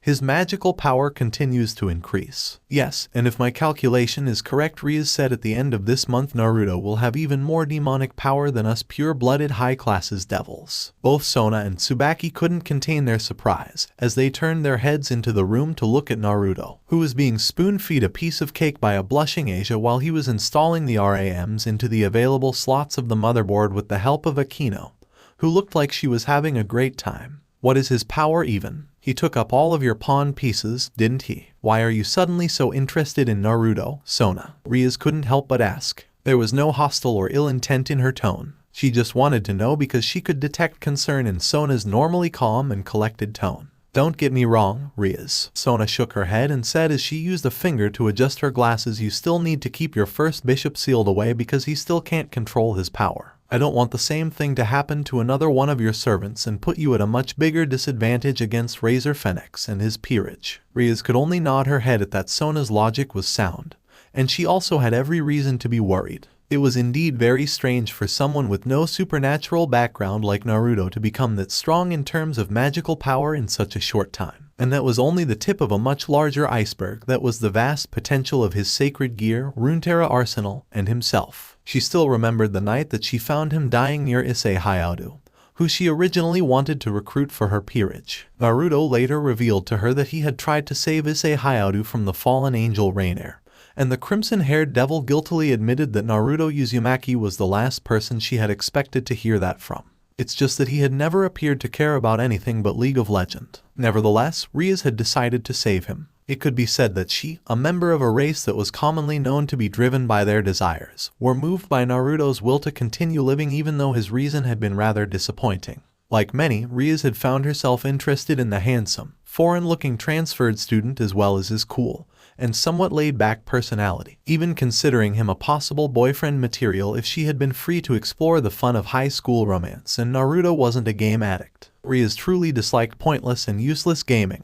thus making her lose all interest in him. When she found out that his wound was so serious she could only save him by turning Naruto into a devil so that she could use her own demonic power to heal him overnight, Riaz had been left with no choice but to bring out her evil pieces. When she thought about it, Naruto Uzumaki was actually not that bad of a choice for her peerage, considering his better than normal athletic skills and close to genius level intellect, which he used to breathe through school like it was nothing, so he could use the most of his time for League, which for some reason he was rather bad at despite having a deep understanding of the game. Riaz had believed that if she could turn his strong passion for the game into something else, then without a doubt he would be a great addition to her peerage, even though he had yet to show any type of special power back then. For a human, a pawn piece or even 2 would have been sufficed. Riaz wouldn't feel surprised if Naruto had taken her 2 pieces to reincarnate, but she had wanted to make him a knight alongside Kiba because it was much easier for someone who had no special supernatural power to be trained to fight in the arts of swordsmanship. It was also because she had wanted to save the pawns for Issei Hayaodu, as pawn was the only piece that she still had the full set of. She didn't know which sacred gear the infamous pervert was holding, but it was so strong she could feel it even in its sealed state. 1 pawn would never be enough to turn him into a devil unless it was her brother, a devil king himself. That was resurrecting. However, when the knight piece didn't react to him, Riaz could only look at the bleeding young man lying on the ground next to her in surprise. Since a knight piece was worth 3 pawns in terms of reincarnation potential, it had shown her Naruto Uzumaki wasn't just an ordinary human. Riaz had tried the rook piece next, which was worth 5 pawns, but once again she couldn't make the evil piece react to him, and had been left gasping like a fish on the ground. After that, Riaz had taken out all of her and tried 6 on them on Naruto. But once again such amount had not been enough to resurrect him, leaving her heart to beat in awe and excitement. Did he have a power that she didn't know about? Had been the question in Ria's mind at the time. She had tried 7 next, but once again there had been no reaction. With a sweaty hand, Riaz had placed the final piece on his chest, and that had been when all 8 finally shone with a burning bright with a deep crimson light, brighter than any other piece Riaz had seen, before she let them sink into his chest and finish the ritual of turning him into a reincarnated devil. Riaz could have sworn that the pieces looked somewhat different than before, but they all had disappeared too fast before she could take a closer look at them. After she had used all 8 pawns on Naruto, she had nothing left to reincarnate Issei Hayao into a devil.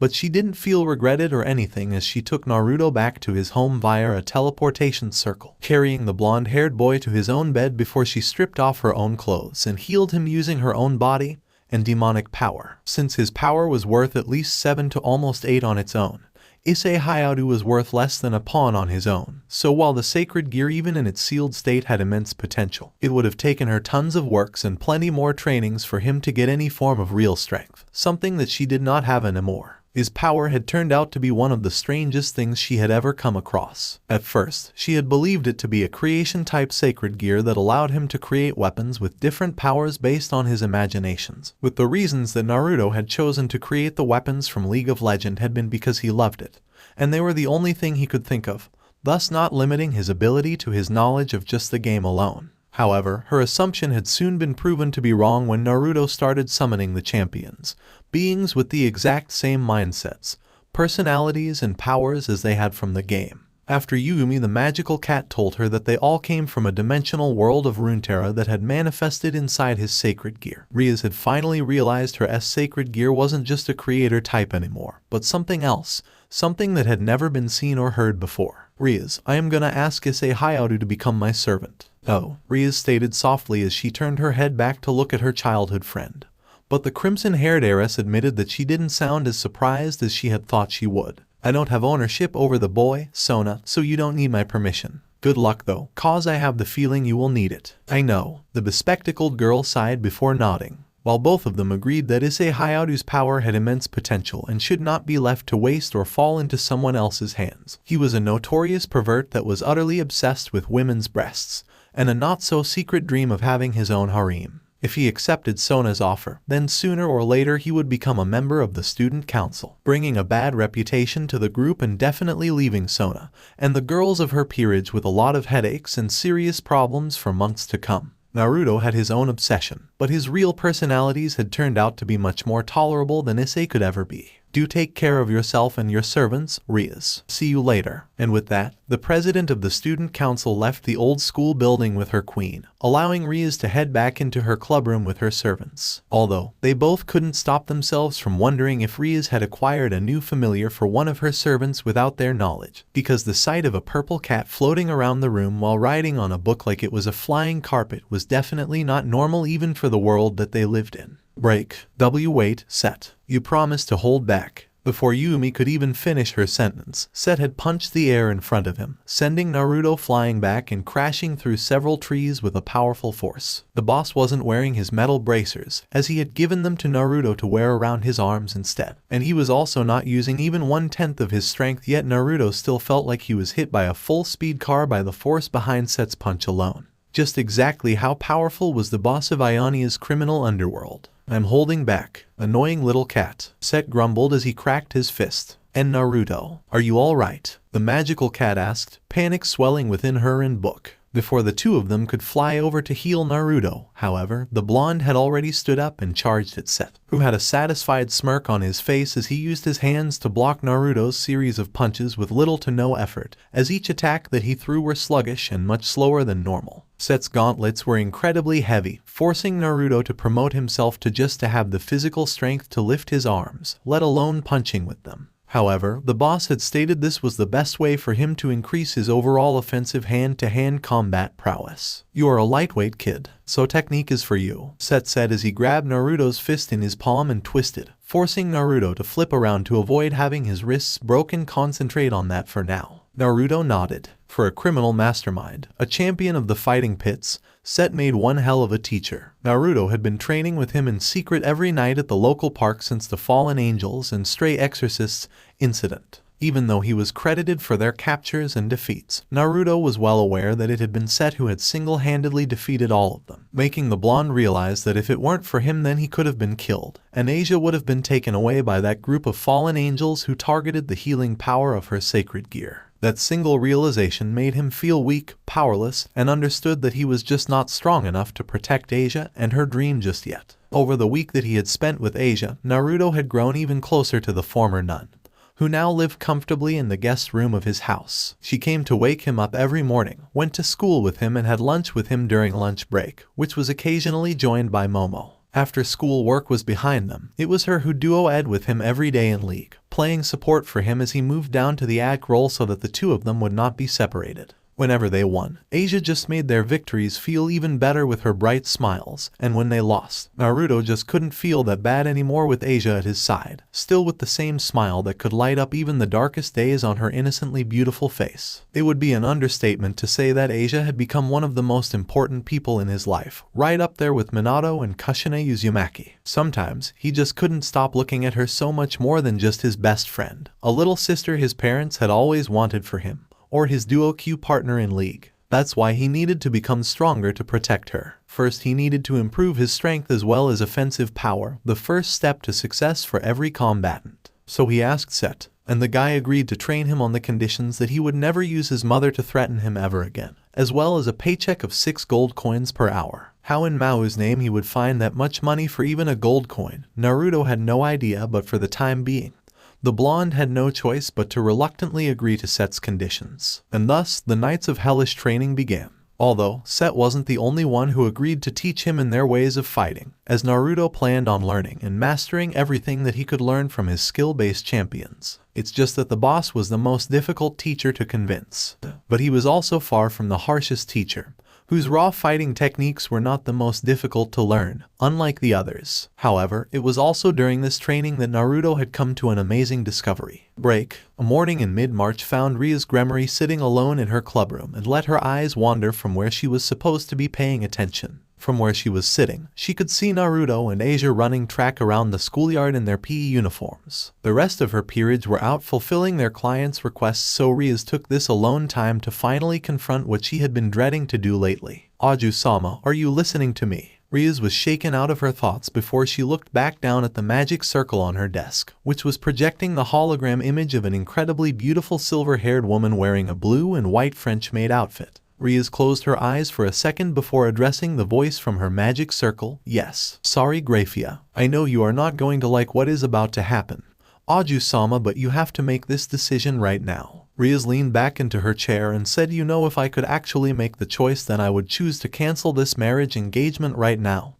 Do you? And you know we cannot do that, Aju-sama. Razor-sama wishes to see you before the wedding and he demands we do it as soon as possible. So please give me a period of time when you might be free to meet your fiancé. Rias rolled her eyes and grumbled in her seat. So her parents gave her freedom to choose the time to see her supposed fiancé, and not her own life. And it must be before the end of the month, if you can, Grafia added. Rias thought for a moment before she said loud enough for the maid to hear, fine. I will see him next Monday, after classes. It feels it's like a good time to do it. Very well. I hope this does not intrude on your day. Rias shook her head and gave a small smile to the woman that she looked up to as her sister figure before leaning forward to deactivate the communication magic circle. Don't worry about it, Grafia. It's always a pleasure to talk to you. I'll see you soon. And with that, the hologram of the silver-haired maid disappeared and Rias was left sitting in an uncomfortable silence in the room. She didn't want to let her life be decided for her now that she had had the chance to make it. So her mind started to turn as she tried to figure out the best way to get herself out of this current situation. It seemed she had no choice but to make that decision. Break. Another peaceful week had passed and another night of training by himself. Naruto returned to his house with some bandages on his cheeks and forehead. Since Yumi had decided to crash in Kaniko's place for the night, Naruto did not have her to heal him.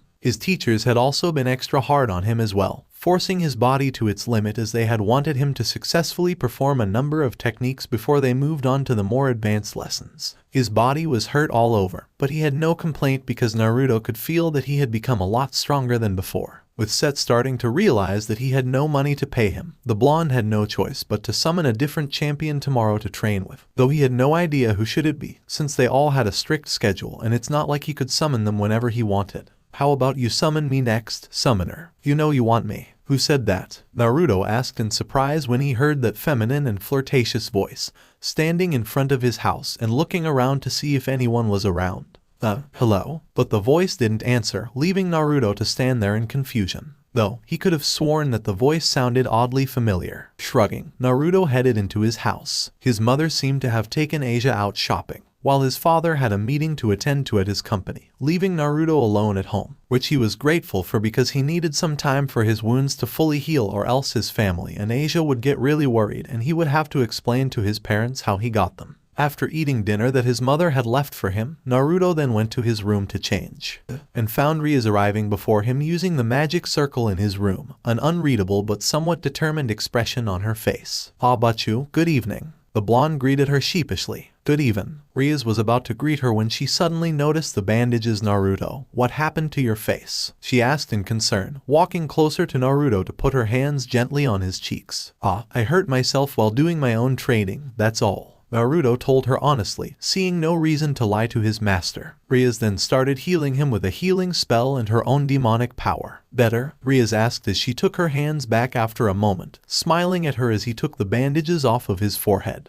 "For sure." Naruto smiled at her as he put his backpack down his table before turning around to look at Rize. "So is there anything I can help you with, Bachu?" Rize approached him as soon as he had asked her that, making Naruto lean back out of instinct because of the sudden closeness of the two of them.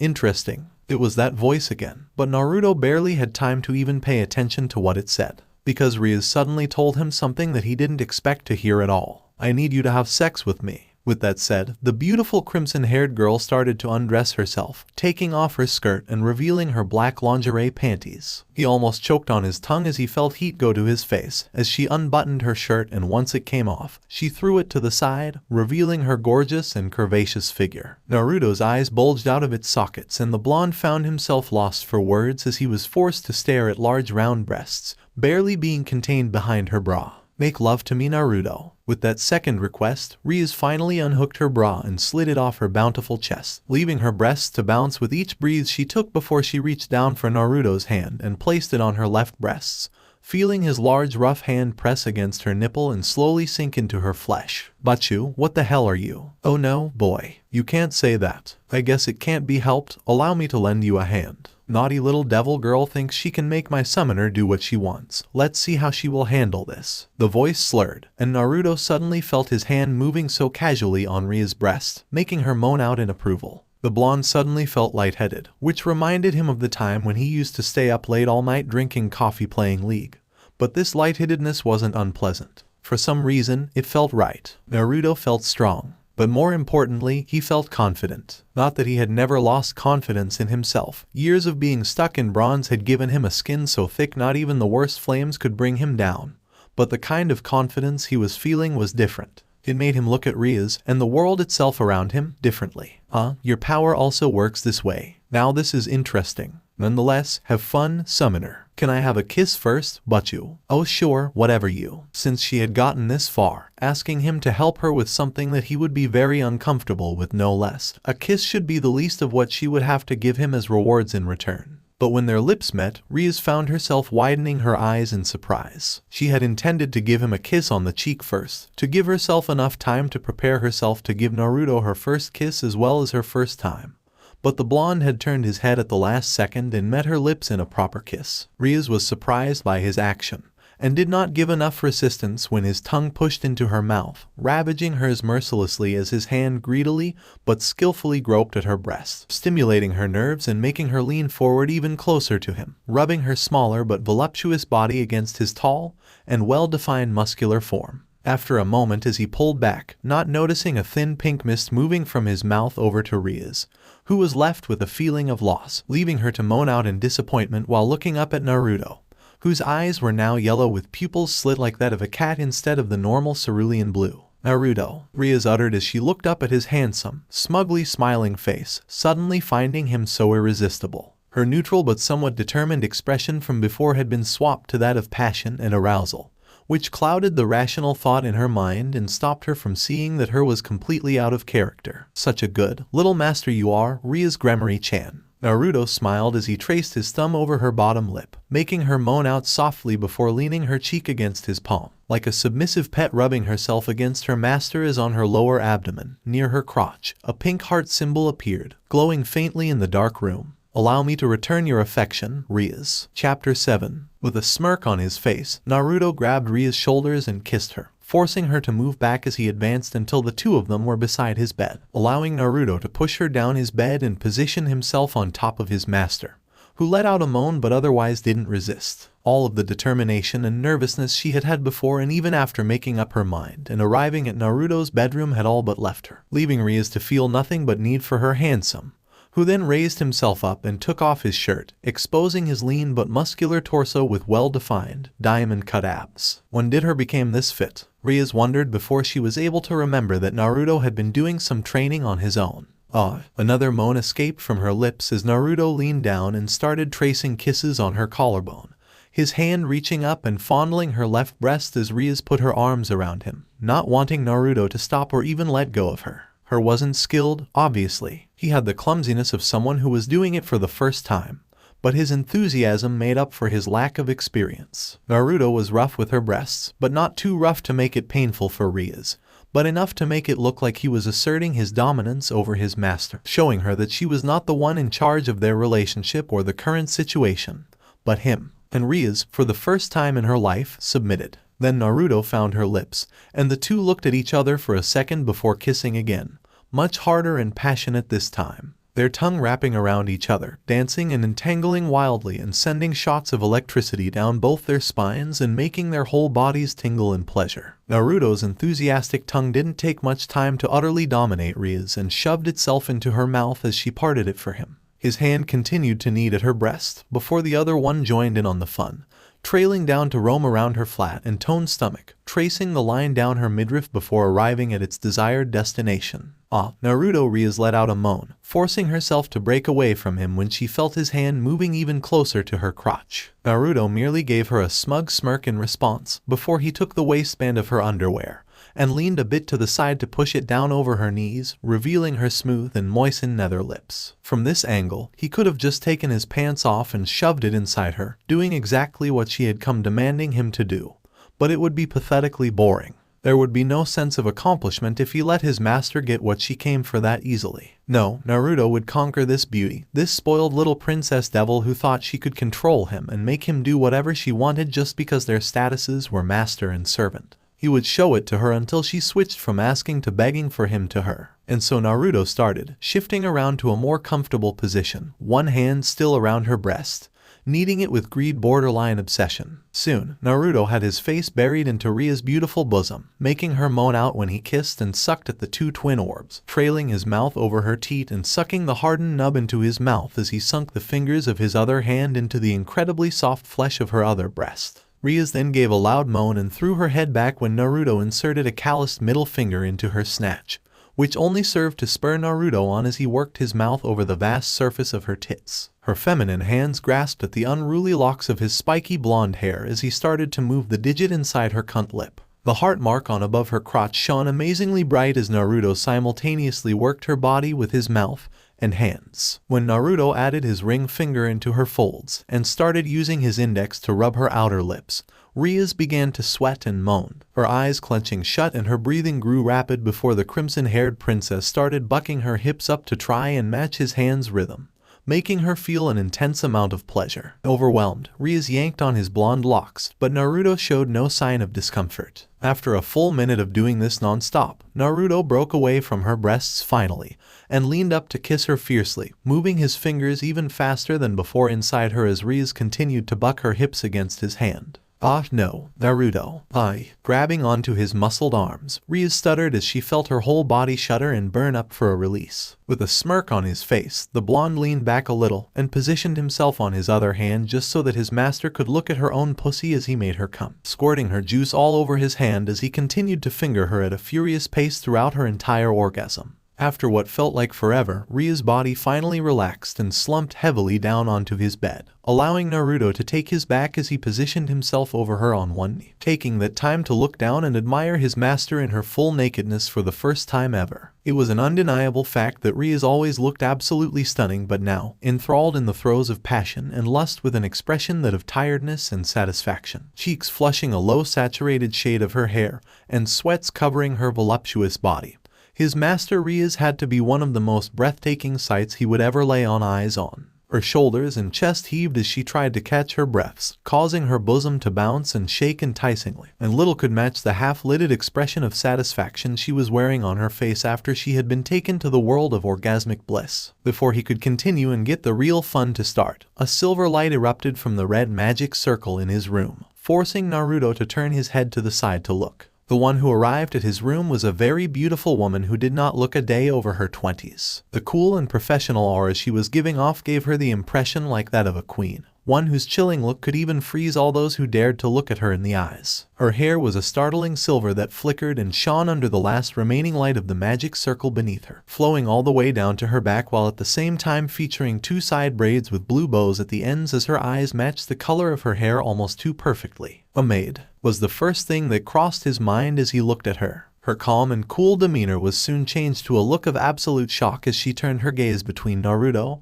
and Ria's, who didn't even react to her arrival. The woman then set her eyes on Naruto and saw the sly smirk that crossed his face when their eyes met. Her expression hardened when she noticed the menacing aura he was giving off. "What have you done to Riazaju-sama?" the silver-haired maid asked in a cold tone, one that sent a chill down Naruto's spine, and that wasn't because the temperature of the room suddenly dropped so much he could see his own breath. "Release her." Of course, she didn't wait for him to answer her question, and even faster than he could react, the maid was before him. She reached out to grab him, but the darkness around his body suddenly became vivid and enclosed around the blonde, making her hand pass through empty space as he seemingly disappeared. The silver-haired woman had her eyes widened her eyes in surprise for a second, before she spun around without a moment of hesitation and grabbed the shrouded young man by his neck, lifting him up and slamming him against the wall of his room before creating an ice blade, which she held at his neck. Naruto choked as the woman tightened her hold around his throat.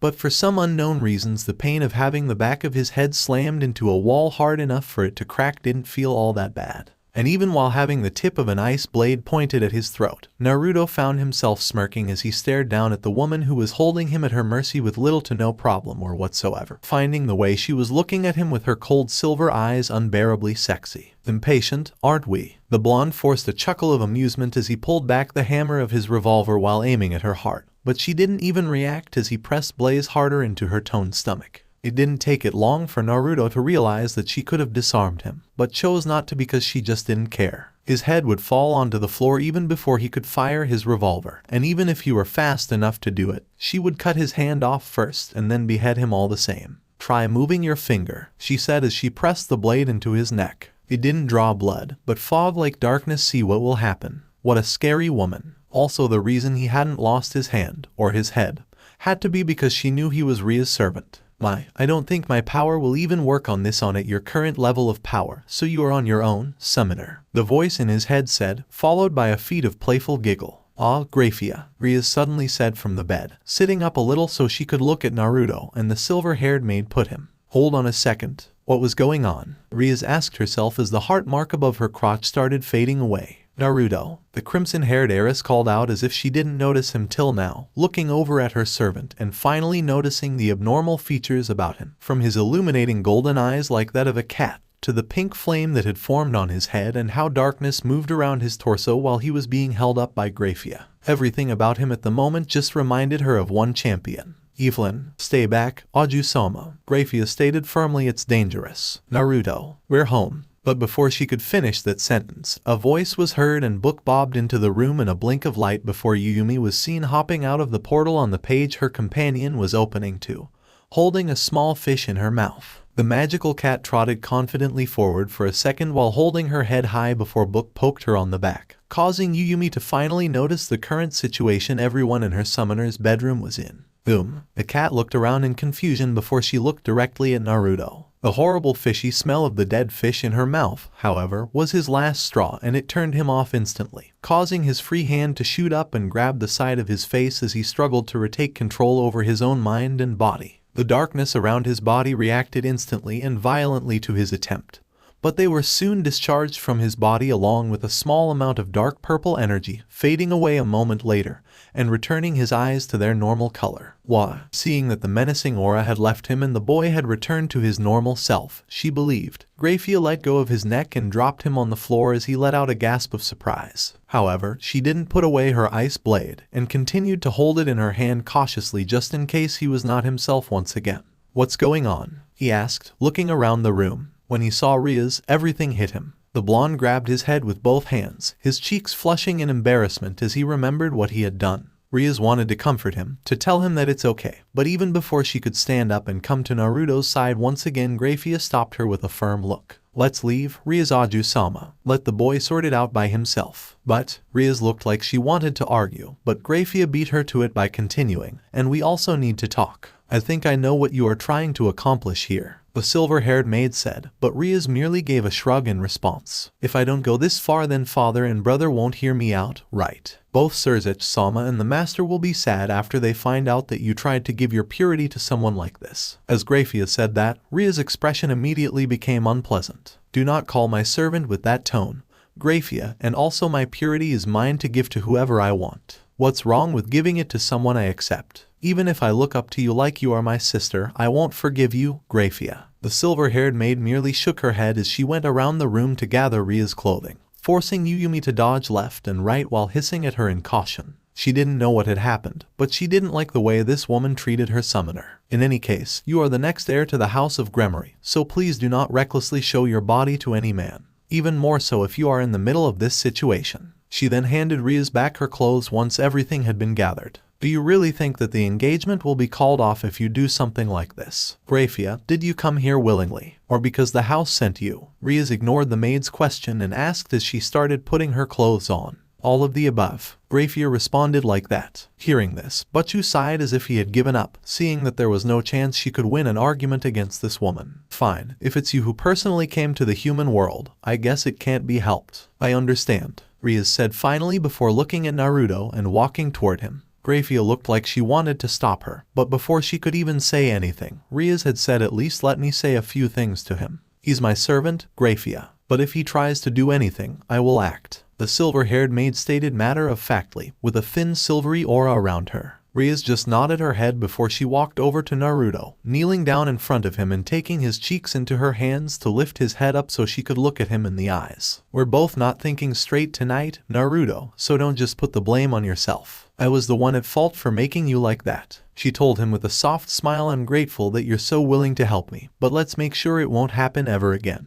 We will talk about it later, okay?" "Why, yes." Naruto could only nod his head at her, feeling more relaxed than before seeing Ria's warm smile. However, he just couldn't shake off this ugly feeling in his chest. "Try not to skip school tomorrow so I can see you there." With that, she leaned forward and kissed his forehead, before she removed herself from him and stood up to look at the maid. "Graphia, let's go back to my room. I'm going to hear what you have to say there. Akino can also participate, right? The Priestess of Thunder. I do not mind. It is an obligation for high-class devils to have there by their side at all times." Graphia nodded her head, and with that, Rias said goodbye to him and disappeared into the magic circle with Graphia, leaving the blonde behind with a very confused cat and Book, who both tried to get information out of him even as the blonde slumped down onto the floor and covered his eyes with one arm, his heart beating strongly in his chest. Basically, he had a very good idea of what had happened, but he couldn't bring himself to feel any excitement about it like the first time he found out about his powers. "Break, what happened to him?" Momo Hanakai asked in confusion as she came to stand next to Asia as she looked worriedly at Naruto,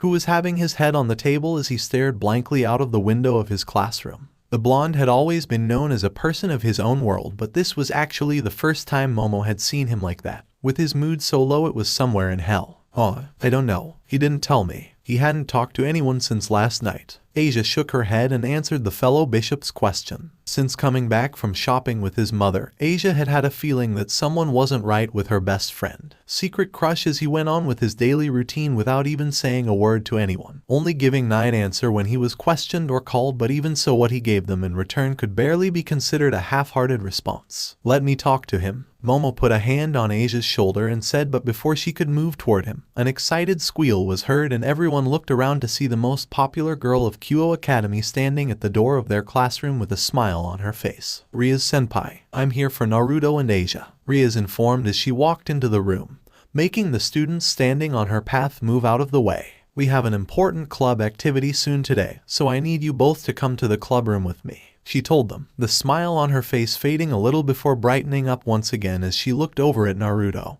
who was still having his head on the table and didn't look like he had noticed her. But Butchu-san, Naruto-san is. I know Asia. Let me take care of him. Why don't you go on ahead? Rias nodded her head and smiled softly to the former nun, before adding when she saw the unsure look on Asia's face, he will be fine. I promise. Hearing that, Asia finally nodded her head at Rias and started packing her things, leaving the room with Momo, who turned her head around and gave Naruto a worried look before heading back to the student council's office, where her Sona was having her first meeting with Issei Hayado. Ahem. The crimson-haired princess coughed softly into her hand to gain his attention, but she still had to do it twice for him to turn his head to look at her. With a hand on the table, she asked with a playful smile, you look tired. Did you get any sleep last night? She asked in concern. Butchu, still thinking about it, she asked, making his shoulder drop even lower than before. Come with me. Let's talk for a bit, Rias said and raised a hand to make a gesture for him to follow her. Naruto let out a heavy sigh before he picked his backpack up and threw it over his shoulder to stand up and walk with Rias out of the classroom.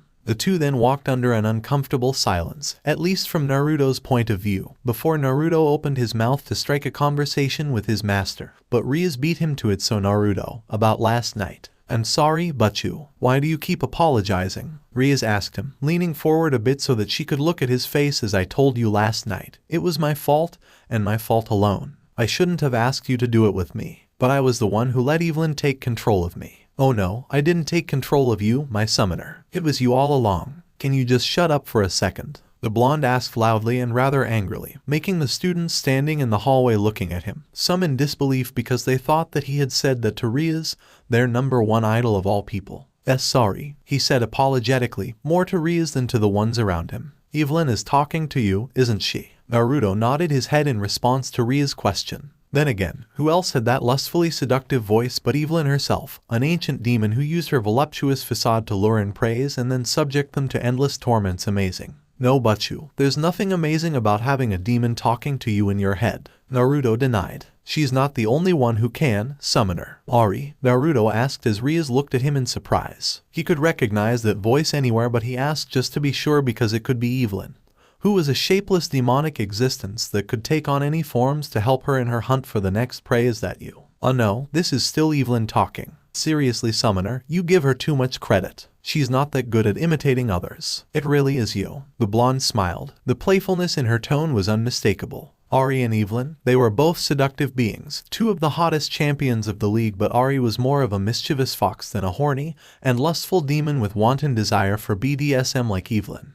Just concentrate on my voice and you won't have to listen to that demon ever again. The summoners in the Institute can forge telepathic links to communicate with their champions, but it seems it has come naturally for you. I see. So, when are you going to summon me, summoner? Last time was such a disappointment. When do I get to come to your world and play for real? You are strong enough to call and sustain for me now, aren't you? Yes, and I will summon you later, Ari. There's a more important matter I need to take care of, Naruto told her. You mean Evelyn tried her mumbo-jumbo psychic trick on your mind last night? Yes, the whole institute heard about it. So she did try to take control of me last night. The blonde couldn't help but ask. Yes, summoner, but she was unsuccessful. The power to mind control belongs only to Viego. Then why did I? You are asking the wrong Vastea, summoner. I think you will have to ask the demon herself or someone smart enough for that answer. So he wasn't really mind controlled, which was a good thing because he didn't want champions like Evelyn or anyone in general to be able to do that to him, messing up his mind and making him do things he hated against his will, like hurting those he cared about. However, it still didn't change the fact that he was influenced by her in one way or another, because there's no way that he would find the feeling of being choked and held at sword point good and arousing. Ah well, talk to you later, summoner. I'm gonna head out to find something to eat. Summon me when you can. Alright, will do, Ari. See you later, and please, call me Naruto. Very well, Naruto, Ari said finally, with a fit of giggle that was like a soft melody, making Naruto smile mesmerizingly. Who could have thought that having Ari the nine-tailed fox calling his name would feel so good? Aw, can I call you Naruto too, so I can scream your name out later as you ravage me with? Shut up, Evelyn. And with that, Naruto tried to shut the link between them by concentrating hard and imagining a door which he slammed shut in her face. When he couldn't hear her lustful giggle anymore, Naruto was quite sure that it worked and made a mental note to do it again whenever he wanted to keep his head for the friendlier champions only. Finally, the blonde let out a sigh of relief before he turned his head to look at Riaz, who was still looking at him in interest and amusement. Sorry about that, Butchu. The blonde smiled sheepishly while scratching the back of his head, realizing that he must have looked like he had been talking to himself the whole time. It's fine. You don't have to worry about it. Just make sure to check your surroundings before communicating with your champion, okay? Smiling, Riaz told him, and Naruto nodded his head in response with a grin. The blonde had assumed a more relaxed posture, and he also looked less stressed than before. Butchu, about what happened last night, Naruto began as he scratched his cheek. He had also been thinking about Riaz and Graphia's conversation, putting the pieces of the puzzle together and coming to a conclusion. However, since he would never claim to be the smartest person in the world, Naruto still decided to ask just to be sure, are you in a marriage engagement or something? I am, Naruto. Riaz nodded in confirmation. In fact, my fiancé is coming here today to meet me. The meeting will take place in the clubroom. I see. Naruto said, I take that you don't like him very much. Riaz nodded her head once again, closing her eyes as she gripped her bag tightly. She could see anger and disappointment boiling on his master's delicate features. So you thought that if you gave your virginity to someone, the engagement would be called off, or maybe that guy wouldn't want to marry you anymore. Am I right? Yes, Naruto. Riaz let you a heavy sigh as she nodded her head. Are you angry that I intended to use you for my own selfishness? I'm not angry, Butchu. I'm just disappointed, I guess. Riaz winced a little at the tone he was using, not expecting something like that coming from her. As Naruto continued, he lowered his tone so no one would hear him, but still loud enough for her to hear. I mean, you should have put more trust in me. You could have told me the reason that night before asking me to take your virginity. Had Grafia-san not interfered, what do you think was going to happen to you? You would still. Butchu. Evelyn is called Agony's embrace for a reason. Naruto shook his head and stated firmly, I still have no idea what happened last night, but from the look of it, if I really became something like her, then I would have hurt you in the end. Sex or whatever sexual acts that she does are just her ways of luring and toying with her praise, and when she's done messing around, she will subject them to unspeakable pains and sufferings, and that isn't even the worst of it. Do you want the same thing to happen to you? Ria's shoulders slumped. Her body shook as she looked away from him. I'm sorry, she whispered despondently. I didn't mean to. There was a sharp pain in his chest as he gazed upon the crimson-haired girl, making him feel kinda bad.